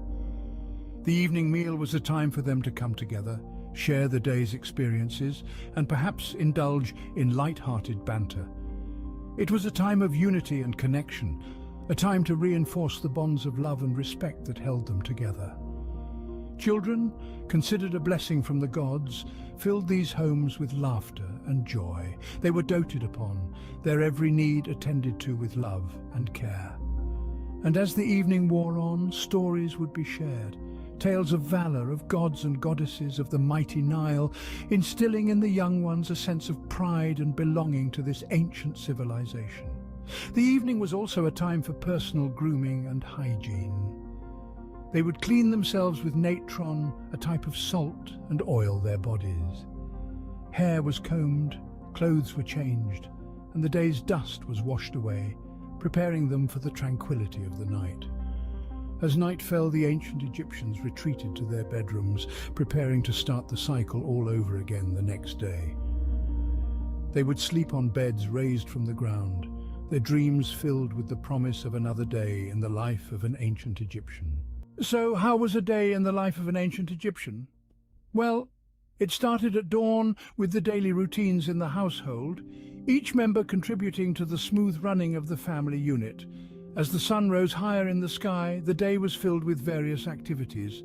Some engaged in the family trade, while others served in the houses of the rich or pursued professions unique to their gender. In the evening, the home transformed into a hub of social interactions. The ceremonial room buzzed with guests while the family members gathered around their individual tables for dinner. Despite the absence of surnames, the family tree was etched in stone, quite literally on funeral stones, to ensure the deceased were remembered. The day ended in the intimate confines of the bedroom or kitchen, the heart of the home. It's fascinating to think about how much we share with the ancient Egyptians, despite the thousands of years that separate us. Their day-to-day life was filled with activities not too dissimilar from ours, making them not so distant after all. Have you ever ruminated over the enigmas hidden under the glistening sands of ancient Egypt? The mere idea incites a sense of inquisitiveness and awe, for this territory, nurtured by the Nile, has played host to an extraordinary civilization, seemingly advanced but equally mystifying. At the core of the desert, the pyramids of Giza stand tall in their glory, symbolizing the power and inventiveness of the ancient Egyptians. These architectural wonders, constructed several millennia ago, still confound contemporary architects and engineers. How were they constructed with such meticulousness, and to what end? These queries persist, reverberating through the caverns of the Great Pyramid. Beyond the pyramids, the sepulchres of the Valley of the Kings hold a universe here, amidst the desert's tranquility. The pharaohs were consigned to their eternal slumber in opulence. Their tombs, embellished with elaborate hieroglyphics and priceless artifacts, provide a peek into their existence and ideologies. However, numerous of these crypts are yet to see the light of day, their mysteries shrouded by the relentless sands of time. It's not simply about the monumental edifices or the treasure-laden crypts. The ancient Egyptians were trailblazers in a myriad of knowledge domains: medicine, astronomy, mathematics, literature. The list is extensive. Papyrus scrolls awaiting interpretation might disclose priceless knowledge about old-world wisdom. Yet, much of this wisdom continues to be untouched, constrained within the cryptic hieroglyphs. Then we come to the puzzling pantheon of the ancient Egyptians. Deities with human forms and beastly heads, tales of genesis and obliteration, rituals of life and death. These spiritual facets contribute to the intricacy and richness of the ancient Egyptian civilization. However, much of this spiritual heritage is yet to be entirely comprehended. The sands of Egypt form an expansive canvas, where the ancient civilization has painted a narrative of magnificence, intelligence, and mystery. As archaeologists and historians continue their exploration of this canvas, new discoveries keep surfacing, adding new dimensions to our comprehension of this captivating civilization. With an abundance of secrets still concealed by the sands, one can't help but ponder, what other mysteries does ancient Egypt harbor? The golden sands of Egypt have been generous, offering us glimpses into the past. Over the centuries, these unyielding dunes have relinquished a plethora of treasures that have significantly contributed to our understanding of this ancient civilization. The tombs of the pharaohs, for instance, are a testament to the grandeur of this bygone era. The Great Pyramid of Giza, the last of the seven wonders of the ancient world still standing, is a marvel of engineering and architecture that continues to bewilder scholars and enthusiasts alike. Other significant tombs, such as those in the Valley of the Kings, have been the resting place of numerous pharaohs and high officials, offering us a wealth of information about their lives and beliefs. Then there's the Rosetta Stone, an unassuming slab of granodiorite that held the key to deciphering Egyptian hieroglyphs. Discovered in 1799, this trilingual inscription unlocked the secrets of an ancient language and, in turn, an entire civilization. This single artifact has been instrumental in our understanding of the nuances of ancient Egyptian culture, religion, and administration. And who could forget the treasures of Tutankhamun's tomb? Discovered in 1922 by Howard Carter, this nearly intact tomb was filled with over 5,000 artifacts, many of them in pristine condition. The golden death mask of the young pharaoh, his richly adorned chariots, and the intricate jewelry are just a few examples of the exquisite craftsmanship of ancient Egyptians. Each discovery, each unearthed treasure, has added a piece to the elaborate puzzle that is ancient Egypt. Through these finds, we have been able to piece together a picture of a civilization that was at once complex and fascinating, a civilization that revered their leaders as gods, believed in life after death, and left an indelible mark on the world. Yet these unearthed treasures are but a fraction of what lies undiscovered. Beneath the golden sands, the relics of the past wait patiently, ready to reveal their secrets and continue the story of this incredible civilization. Yes, there is much more to be discovered. The quest is by no means over. It's just beginning. Beyond the well-known pyramids and grand temples, Egypt conceals more. A land steeped in antiquity, its sands whisper tales of glory and grandeur, many still untold. The mysteries of Egypt are not only confined to the majestic pyramids of Giza or the intricate tombs of the Valley of the Kings. Instead, they lie in wait beneath the vast expanses of the desert, within the heart of its bustling cities, and along the fertile banks of the Nile. The scope for discovery in Egypt is vast, as the recent unearthing of the lost Golden City near Luxor attests. A city hidden for over 3,000 years, it was found almost perfectly preserved, its streets lined with houses, its administrative and residential districts still intact. The archaeologists were astounded by the magnitude of the find. Indeed, it was a testament to the fact that, even after centuries of exploration, Egypt still has much to reveal. This discovery is not an isolated incident. Each year, more sites are being identified, waiting to be explored. Egypt, with its millennia-old history, holds an immense trove of archaeological wealth. The potential of finding such sites is not merely for the sake of historical curiosity. Each new discovery adds another chapter to our understanding of the ancient world, of civilizations that thrived thousands of years ago. Furthermore, these sites, once unearthed, can provide insights into the daily life, religious beliefs, social structure, and artistic sensibilities of the ancient Egyptians. They are not just remnants of the past, but living, breathing entities that continue to speak to us, sharing their stories, their triumphs, their tragedies. Yet the process of discovery is painstakingly slow. Each grain of sand must be carefully sifted, each artifact meticulously studied, each site painstakingly preserved. But the rewards are worth the effort, for every hidden site holds the promise of a new understanding, a new perspective, a new appreciation of the past. The sands of time have yet to reveal all their secrets. As we continue to delve into Egypt's hidden depths, we remain hopeful that the ancient land will continue to astonish us with its timeless tales and treasures. Ancient Egypt was a civilization ahead of its time, but how much do we truly know? Indeed, the civilization that thrived on the banks of the Nile was a beacon of human achievement, a testament to what ingenuity can accomplish. Let's delve into the realm of the ancient Egyptians' advanced knowledge. Consider their understanding of astronomy. They were among the first to chart the stars, establishing the basis for the modern 12-month calendar. Their sophisticated knowledge of celestial bodies allowed them to align their pyramids with the constellation of Orion, a feat that still baffles us to this day. But the depth of their astronomical understanding is still a mystery, waiting to be unraveled. In the field of medicine, the ancient Egyptians were pioneers. They performed complex surgeries, developed an array of medicinal treatments, and had an understanding of the human body that was years ahead of their time. The Ebers Papyrus, one of the oldest medical documents in existence, is a testament to their medical acumen.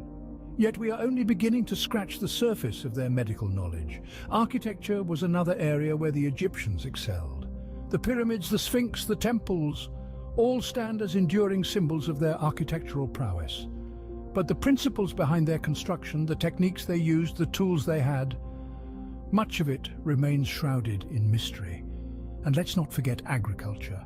The ancient Egyptians, through their intricate irrigation systems and knowledge of the Nile's flooding cycles, were able to turn the desert into a fertile oasis.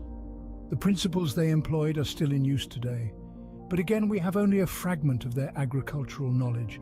The ancient Egyptians were a civilization ahead of its time. Their knowledge in various fields was profound, and much of it remains untapped.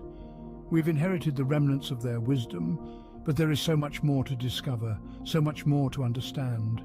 The wisdom of the ancients awaits in the shadows of the pyramids. The quest to unravel the mysteries of ancient Egypt is far from over. Indeed, the sands of Egypt continue to safeguard secrets that have yet to be revealed. Ongoing excavations and research carried out by intrepid archaeologists and historians are still unearthing treasures and knowledge that boggle the mind and challenge our understanding of this ancient civilization. In the heart of Egypt, beneath the blazing sun, the archaeologists' spades slice through the sands like a pen on a blank canvas, each stroke revealing a new layer of history, a new piece of the puzzle. Their work is not merely a job, but a passion, fueled by the allure of discovery. They are the true custodians of our past, painstakingly sifting through the sands of time. But it's not just about uncovering treasures, it's about deciphering the stories they tell. Every artifact, every inscription, every monument holds a narrative waiting to be understood. It's a complex jigsaw puzzle, and each discovery is a piece that brings us closer to seeing the full picture. The potential for new findings is vast, from the secrets of the Sphinx to the mysteries of the pyramids, from the enigmatic hieroglyphs to the lost tombs of the pharaohs. The possibilities are countless, and with each new discovery we gain a deeper understanding of the life, culture and wisdom of the ancient Egyptians. But this quest is not without its responsibilities. It's crucial that we preserve these historical sites and artifacts. They are our direct link to the past, a tangible testament to our shared human history. And they are a heritage that we must protect for future generations to learn from and appreciate. As we continue to dig deeper into the sands of Egypt, we inch closer to understanding the enigma of this ancient civilization. The quest continues, and with each passing day, the ancient sands of Egypt whisper stories waiting to be told. Our understanding of this remarkable civilization is growing, but there is still so much more to discover. The story of ancient Egypt is far from over, and the next chapter could be just beneath our feet. Did you know that beer and bread were not just food items, but also a form of currency in ancient Egypt?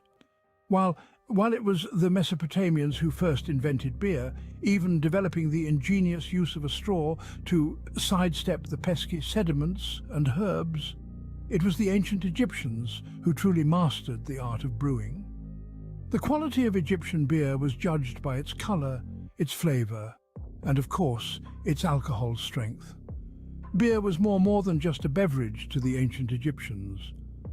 During the Pharaonic era, it became the most commonly used alcoholic drink, and its importance was unparalleled. It was consumed daily by both adults and children, and it was even included in medical texts as a key ingredient, hundreds remedies. The state and temples used beer as a form of payment to their workers. It was also offered up as food to the gods and the deceased. This humble brew was the drink of choice at ceremonies and festivals, and there was even a particular festival aptly named the Festival of Drunkenness, devoted entirely to it. Beer was not the only product the Egyptians were skilled at creating. Bakers and brewers often worked side by side in the same workshop or house, with bread being another staple in the Egyptian diet. The most basic recipe involved using malted cereal as the primary ingredient, with fruits such as dates, honey and spices added for flavour.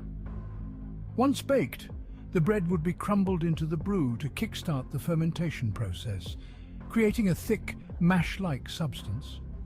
The process was a testament to the Egyptians' resourcefulness. Very little was wasted. Leftover grains were put to good use, either being reused to make sourdough bread or incorporated into the next batch of. In the Pharaonic era, beer and bread evolved from mere sustenance to become the most commonly used and significant commodity. Imagine receiving your salary in the form of beer and bread. Sounds unusual, right? But that was the reality during the Pharaonic era in ancient Egypt. Beer and bread, more than just staples of the Egyptian diet, were the currency of the land. The state and temples used these commodities as payment to workers, from the builders of the Great Pyramids to the farmers tilling the fertile Nile riverbanks. But it didn't stop at wages. Beer and bread also held a sacred place in Egyptian society. They were routinely included in offerings to the gods and the deceased. It was believed that these offerings would provide for the needs of the departed in the afterlife. In fact, the hieroglyphic symbol for meal was a loaf of bread and a jar of beer. Festivals and ceremonies too were incomplete without these two essentials. One such occasion was the Festival of Drunkenness, a unique celebration dedicated entirely to beer. This festival commemorated the myth of Sekhmet, the lioness-headed goddess who almost wiped out humanity but was pacified by beer. Egyptians would drink to the point of oblivion, believing that in their intoxicated state they could connect with the divine. Beer was not just a recreational drink. It was considered to be quite nutritious and was a significant part of the everyday lives of ancient Egyptians. It was consumed with all meals by adults and children alike. Its importance is further underscored by its prominence in medical texts, where hundreds of remedies contained beer as a key ingredient. As for bread, it was more than a side dish. It was a symbol of life and fertility, and its production was associated with the god Osiris, who was believed to have taught Egyptians the art of agriculture. So, while we might not find the idea of being paid in beer and bread appealing today, for the ancient Egyptians, these were not just food items. They were an integral part of their life, culture, and economy. Indeed, beer and bread were not just food items, they were the lifeblood of ancient Egypt's economy and culture. Beer for breakfast, lunch, and dinner, that was a typical day for an ancient Egyptian. Beer wasn't just an indulgence for them, it was a dietary staple consumed by adults and children alike. It was as common as water, and arguably safer to drink considering the purification process involved in brewing. Now, it might sound strange to us, but the beer of ancient Egypt was very different from what we're used to today. It was a nutritious, hearty brew that was more like a liquid bread. It was thick, often consumed with a straw to bypass the chunky sediments, and contained proteins, vitamins, and even antibiotic properties. Yes, you heard that right. This beer could help fight off diseases, an added bonus in a time before modern medicine. In fact, beer was so significant in the day-to-day lives of ancient Egyptians that it even found its way into their medical practices. Hundreds of remedies from that era include beer as a key ingredient. It was used to treat everything from digestive issues to wounds, making it an essential part of their health regimen. And it wasn't just beer that held a crucial place in their diet. Bread, too, was a staple food made from barley or emmer wheat. It was often enriched with additional ingredients like fruits, nuts, honey, and spices, providing a wide range of nutrients. The process of baking bread and brewing beer were closely linked, often happening in the same workshop or household. The leftover grains from brewing were reused to make sourdough bread, ensuring that nothing went to waste. This circular process not only maximized resources, but also created a symbiotic relationship between the two essential food items. Now, keep in mind, this was not a diet born out of indulgence, but out of necessity. In a harsh desert environment where fresh produce was limited, beer and bread provided the necessary calories and nutrients to sustain life. So, for ancient Egyptians, beer was not just a drink, it was a vital part of their diet and health regimen. And bread wasn't just a side dish, but a life-sustaining necessity. Their importance in the daily life of ancient Egyptians was paramount, a testament to human ingenuity in turning simple grains into nourishing sustenance. The ancient Egyptians were not just pyramid builders, they were master brewers and bakers too. Their craft was a delicate dance of ingredients and steps, an art form that took skill and care to perfect. The most basic recipe for their beer began with malted cereal. This humble grain was the starting point, the canvas upon which the Egyptians would create their masterpiece. To this they added dates, a sweet, sticky fruit that lent flavour and body to the brew. Honey was another addition, bringing its own unique sweetness and depth. Spices too were included, their aromatic notes dancing amidst the other flavours, adding complexity and intrigue. And then there was bread. Not just any bread, but bread that was freshly baked and crumbled into the brew, a catalyst to start the all-important fermentation process. Adding grain enzymes to the mix, the Egyptians were able to break down the starches in the bread and malt, turning them into sugars. This created a thick mash, a soupy mixture that was the precursor to the final beer. Once ready, this bread and grain mixture was compressed, strained through a sieve with water, and added to the mix of malt beer. This beer mash was then transferred to large containers and compressed again, either by foot or with pestles. This process smoothed out the mixture, readying it for the final steps.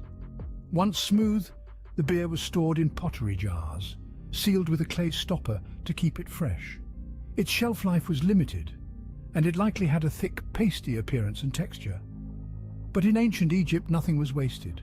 The leftover grains from the brewing process were reused either to make sourdough bread or to be combined with the next batch of beer. This cycle of brewing and baking, of creation and reuse, was a testament to the Egyptians' resourcefulness and ingenuity. Despite the passage of time, the brewing and baking techniques of the ancient Egyptians remain an awe-inspiring testament to their ingenuity.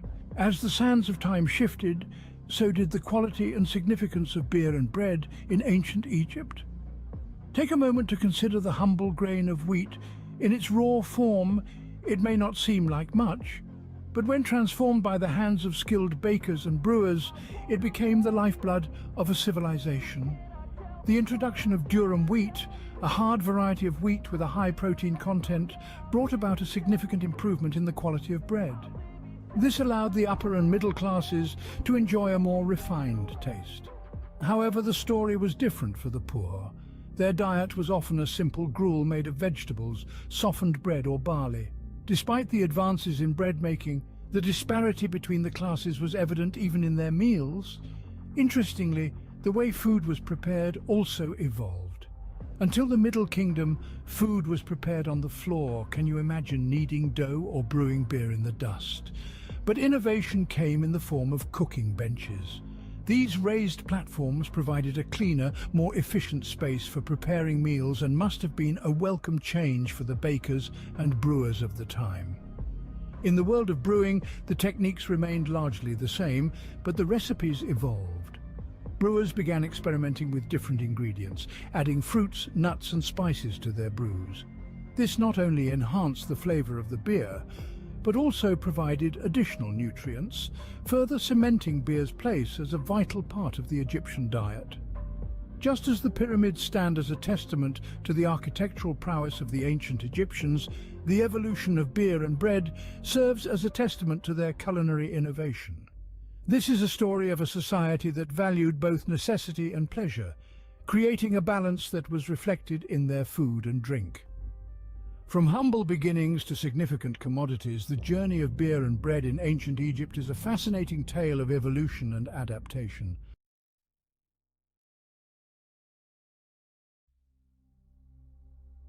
In the heart of the ancient world, where the sands stretch as far as the eye can see, lies the timeless land of Egypt. While the pyramids and pharaohs of this magnificent civilization often steal the spotlight, there's another remarkable story that has remained shrouded in the mists of time: the weather of ancient Egypt. Ancient Egypt, often referred to as the gift of the Nile, thrived along the banks of this majestic river. The Nile River, with its annual floods and consistent seasons, played a pivotal role in shaping the life of the people. But what about the rest of Egypt's weather? Let's embark on a journey to explore the mysteries of the Egyptian climate. To understand the weather of ancient Egypt, one must first comprehend its unique geography. Egypt is a land of stark contrast, with the Nile River cutting through the heart of a vast desert. Along its banks, lush vegetation flourished, providing a stark contrast to the arid landscape that surrounded it. The country was divided into two main regions, the Nile Valley and the Nile Delta. The Nile River was the lifeblood of Egypt, and its annual inundation was a gift that kept on giving. When the rains fell in the Ethiopian highlands, the Nile would swell, flooding the surrounding land with nutrient-rich silt. This annual flood, or inundation, was a source of rejuvenation and sustenance for the Egyptians. The climate of ancient Egypt was characterized by three main seasons. Inundation, or akhet, marked the flood season when the Nile would overflow its banks. Next came Peret, the growing season, when farmers would sow their seeds in the fertile, newly deposited soil. Finally, Shimu, the harvest season, brought an abundance of crops, and the cycle would begin again. These consistent seasons allowed Egypt to sustain itself for centuries. The weather influenced every aspect of ancient Egyptian life. From the crops they cultivated to the clothes they wore, the people of Egypt adapted to their environment.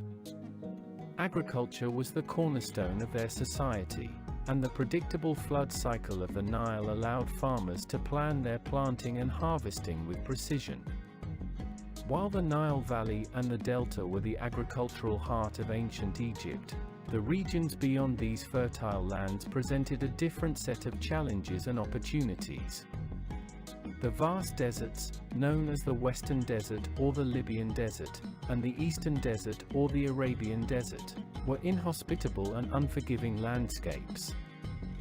These deserts, with their searing heat and arid expanses of sand, were harsh environments that would deter most.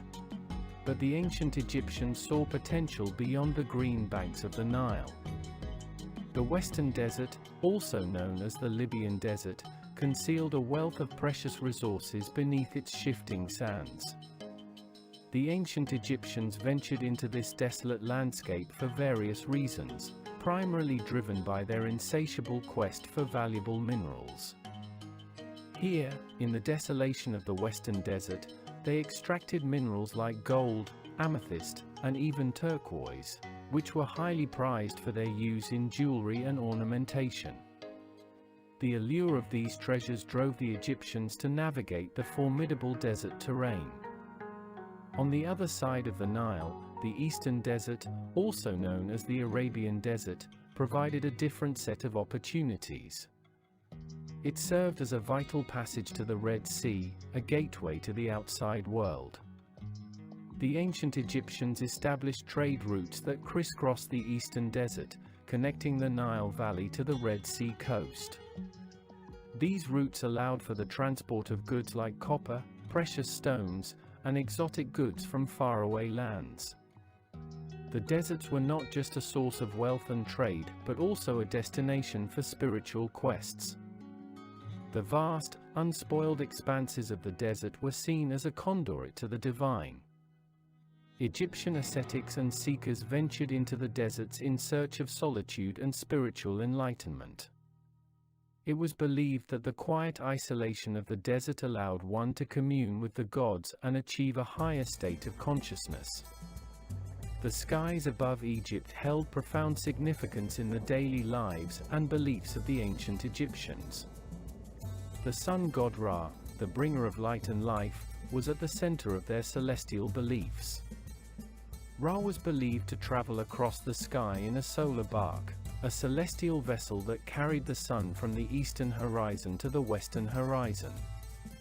The daily journey of Ra marked the passage of time and was central to the Egyptian calendar. The Egyptians closely observed the stars, particularly the star Sirius, which they called Sotes. The heliacal rising of Sirius, or its first appearance in the eastern dawn sky just before sunrise, coincided with the annual flood of the Nile. This alignment of Sotes and the Nile inundation was a celestial sign that heralded the beginning of the fertile season. The ancient Egyptians used this knowledge to predict the timing of the annual flood and plan their agricultural activities accordingly. The celestial movements weren't merely observed, they were woven into the fabric of Egyptian culture.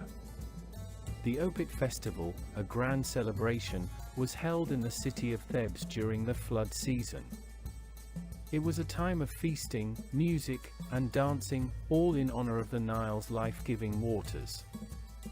The festival served as a unifying event for the people, reinforcing the connection between the divine and the natural world. Offerings and ceremonies during the Opet festival were believed to ensure the continued fertility of the land. While the ancient Egyptians possessed a deep understanding of the seasons and celestial movements, they also practiced early meteorology. Using simple but effective instruments like the Merkit, they monitored the stars and the heavens to predict the onset of the flood season. The Merkit, a sighting instrument, allowed astronomers to align specific stars with the horizon, providing them with a reliable method for predicting the annual inundation. To gauge changes in atmospheric pressure and predict weather patterns, the Egyptians used a simple but ingenious instrument known as the Nilometer. Located on the banks of the Nile, this stone shaft measured the river's water levels with remarkable precision. A higher water level indicated potential flooding, while lower levels suggested a less vigorous inundation. The readings from the Nilometer were crucial for agricultural planning, and they helped mitigate the impact of inconsistent inundations. The science of weather and celestial observations were closely linked with religious practices. Priest astronomers held the responsibility of monitoring celestial movements and interpreting their significance. Their role went beyond scientific measurements; they were intermediaries between the people and the gods. The accurate prediction of the annual flood was not only a matter of agricultural success, but also a testament to the divine favor. The ancient Egyptians attributed weather phenomena to various gods and goddesses, each with their own sphere of influence. Atha, the goddess of love and motherhood, was also associated with the sky and rain.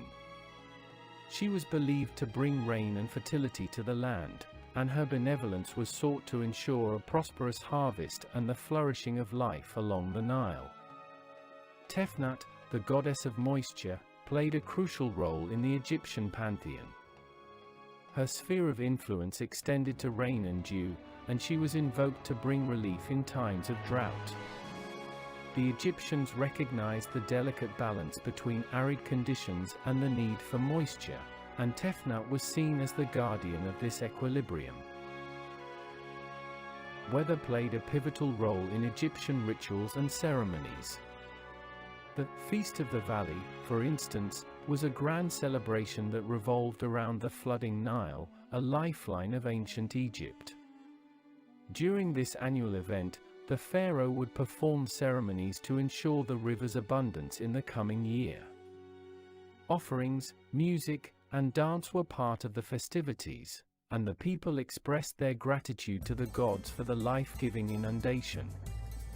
In times of drought or when the inundation appeared uncertain, the ancient Egyptians turned to rain dances and offerings to beseech the gods for mercy.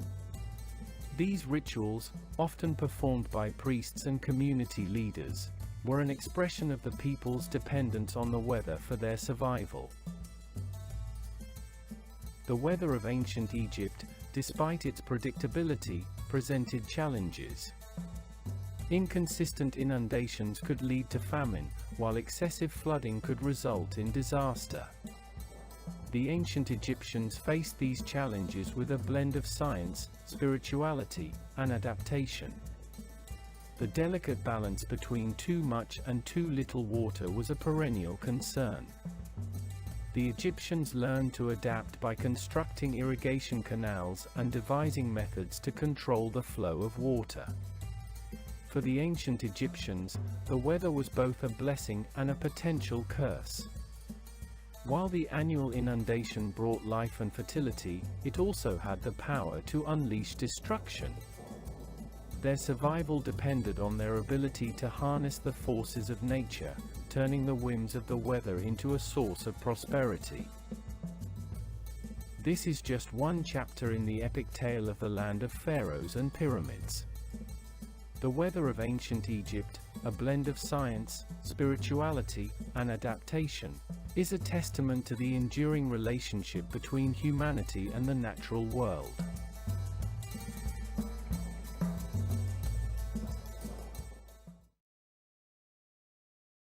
Have you ever wondered how the sands of time have shifted under the influence of different civilizations? Such is the curious case of the Romans and their impact on ancient Egypt. Egypt, the cradle of civilization, with its pyramids and pharaohs, has always held an allure for history enthusiasts. But like a prism refracting light, Egypt's history is multifaceted, with one of its most intriguing aspects being the influence of the Roman civilization. The Romans, renowned for their mastery in governance and engineering, set foot in Egypt around the 1st century BC. A land already steeped in rich history, Egypt was a jewel that many sought but few could claim. For the Romans, it was an opportunity to expand their empire, and for Egypt, it was the dawn of a new era. Over the course of our exploration, we will navigate through the corridors of time to shed light on the Roman conquest, the blending of cultures under Roman rule, the marvels of Roman engineering, and their enduring legacy in Egypt. Imagine, if you will, the bustling city of Cyrene, a vibrant testament to Roman architectural prowess, thriving under the desert sun. Picture the grandeur of Roman forts, their imposing structures a beacon of Roman might amidst Egypt's ancient landscape. But this influence was not confined to bricks and mortar. The Romans, with their nuanced governance, were architects of society too. They built bridges, not just of stone, but of culture, intertwining their own with that of the Egyptians, creating a rich tapestry woven with threads of both Roman and Egyptian heritage. And let's not forget the marvels of Roman engineering. Aqueducts snaking through the landscape, an ingenious solution to the desert's harsh climate. Their testament to the Romans' ingenuity still stands today, echoing tales of a civilization far advanced for its time. As we delve deeper into this intriguing history, we will uncover the profound impact of the Roman civilization on ancient Egypt, a tale of conquest, cultural fusion, architectural genius, and an enduring legacy that has stood the test of time. This is the unseen influence of the Romans on ancient Egypt. The Romans, a civilization known for its military prowess and strategic acumen, set their sights on Egypt around 30 BC. The allure of Egypt's vast resources and strategic location was too enticing to ignore. After all, Egypt was a jewel in the crown of the Mediterranean, with its fertile river valleys, abundant grain, and access to the Red Sea trade routes. The conquest of Egypt was not just about territorial expansion for the Romans, it was a strategic move, a testament to their foresight. Egypt was not just another province, it was the breadbasket of the Roman Empire. The fertile lands along the Nile River provided a steady supply of grain, ensuring that Rome never went hungry. Furthermore, the wealth of Egypt, particularly its gold, added significantly to the coffers of the Roman Empire, fueling its economic prosperity. But the Romans weren't merely conquerors, they were also assimilators. They recognized the importance of Egypt's rich culture and history. Instead of imposing their culture wholesale on the Egyptians, they chose to integrate, absorbing elements of Egyptian culture into their own. This approach allowed them to win over the hearts and minds of the Egyptian people, making their rule more palatable. The conquest of Egypt marked the beginning of Roman influence in the region. The Romans established their presence with the construction of forts and cities, including the city of Cyrene, which became a hub of Roman culture and commerce in North Africa. These settlements served not only as military outposts, but also as symbols of Roman power and civilization. The Roman conquest also marked a significant shift in Egypt's history. The Pharaonic era had ended, and the Roman era had begun. It was a period of change and adaptation, as two of the ancient world's most renowned civilizations became inexorably intertwined. With the conquest complete, the stage was set for a Roman era in Egypt's history. The Romans had arrived, and they were here to stay. Their influence would permeate every aspect of Egyptian life, from its culture to its architecture, leaving an indelible mark on the land of the pharaohs. Under Roman rule, Egypt experienced a fusion of cultures that shaped its future. The Roman conquest of Egypt in 30 BC was not just a political takeover, but a significant cultural merger that forever altered the course of Egyptian history. This period was marked by a fascinating blend of Roman and Egyptian cultures, creating a unique societal tapestry that still resonates today. The Romans, renowned for their administrative efficiency, brought about significant societal changes. They introduced their language Latin, but also allowed the use of Greek and Egyptian, acknowledging the importance of cultural diversity.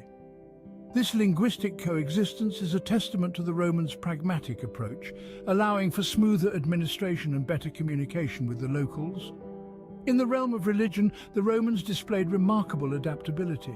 They embraced Egyptian gods, incorporating them into their pantheon, thus creating a hybrid religious system. The Roman emperor, Seen as a divine entity in Rome, was also portrayed as a pharaoh in Egyptian contexts, further exemplifying this cultural synthesis. The Romans also respected and adopted the Egyptian tradition of mummification, a practice associated with the journey to the afterlife. This adoption illustrates the Romans' willingness to integrate local customs into their own, a strategy that undoubtedly helped in maintaining peace and stability. Politically, the Romans recognized the value of the existing Egyptian administrative structures and, rather than dismantling them, chose to adapt and build upon them.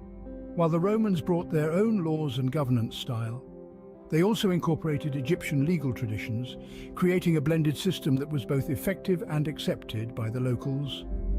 Under Roman rule, Egypt became a melting pot of cultures, a place where Roman and Egyptian traditions coexisted and even merged.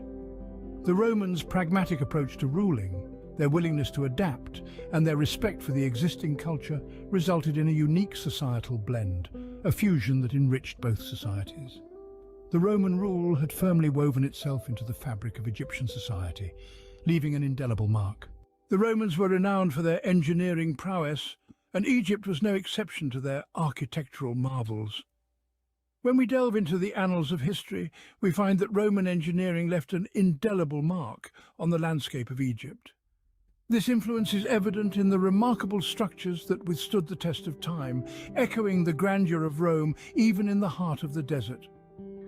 One of the most fascinating examples of Roman engineering in Egypt is the aqueducts. These ingenious structures were designed to transport water from the Nile to the arid regions of the country. The Romans applied their knowledge of hydraulics to master the art of moving water across great distances, using gravity as their ally. They built aqueducts with such precision that even after 2,000 years, some of these structures remain functional. Just as impressive are the Roman bridges scattered across Egypt.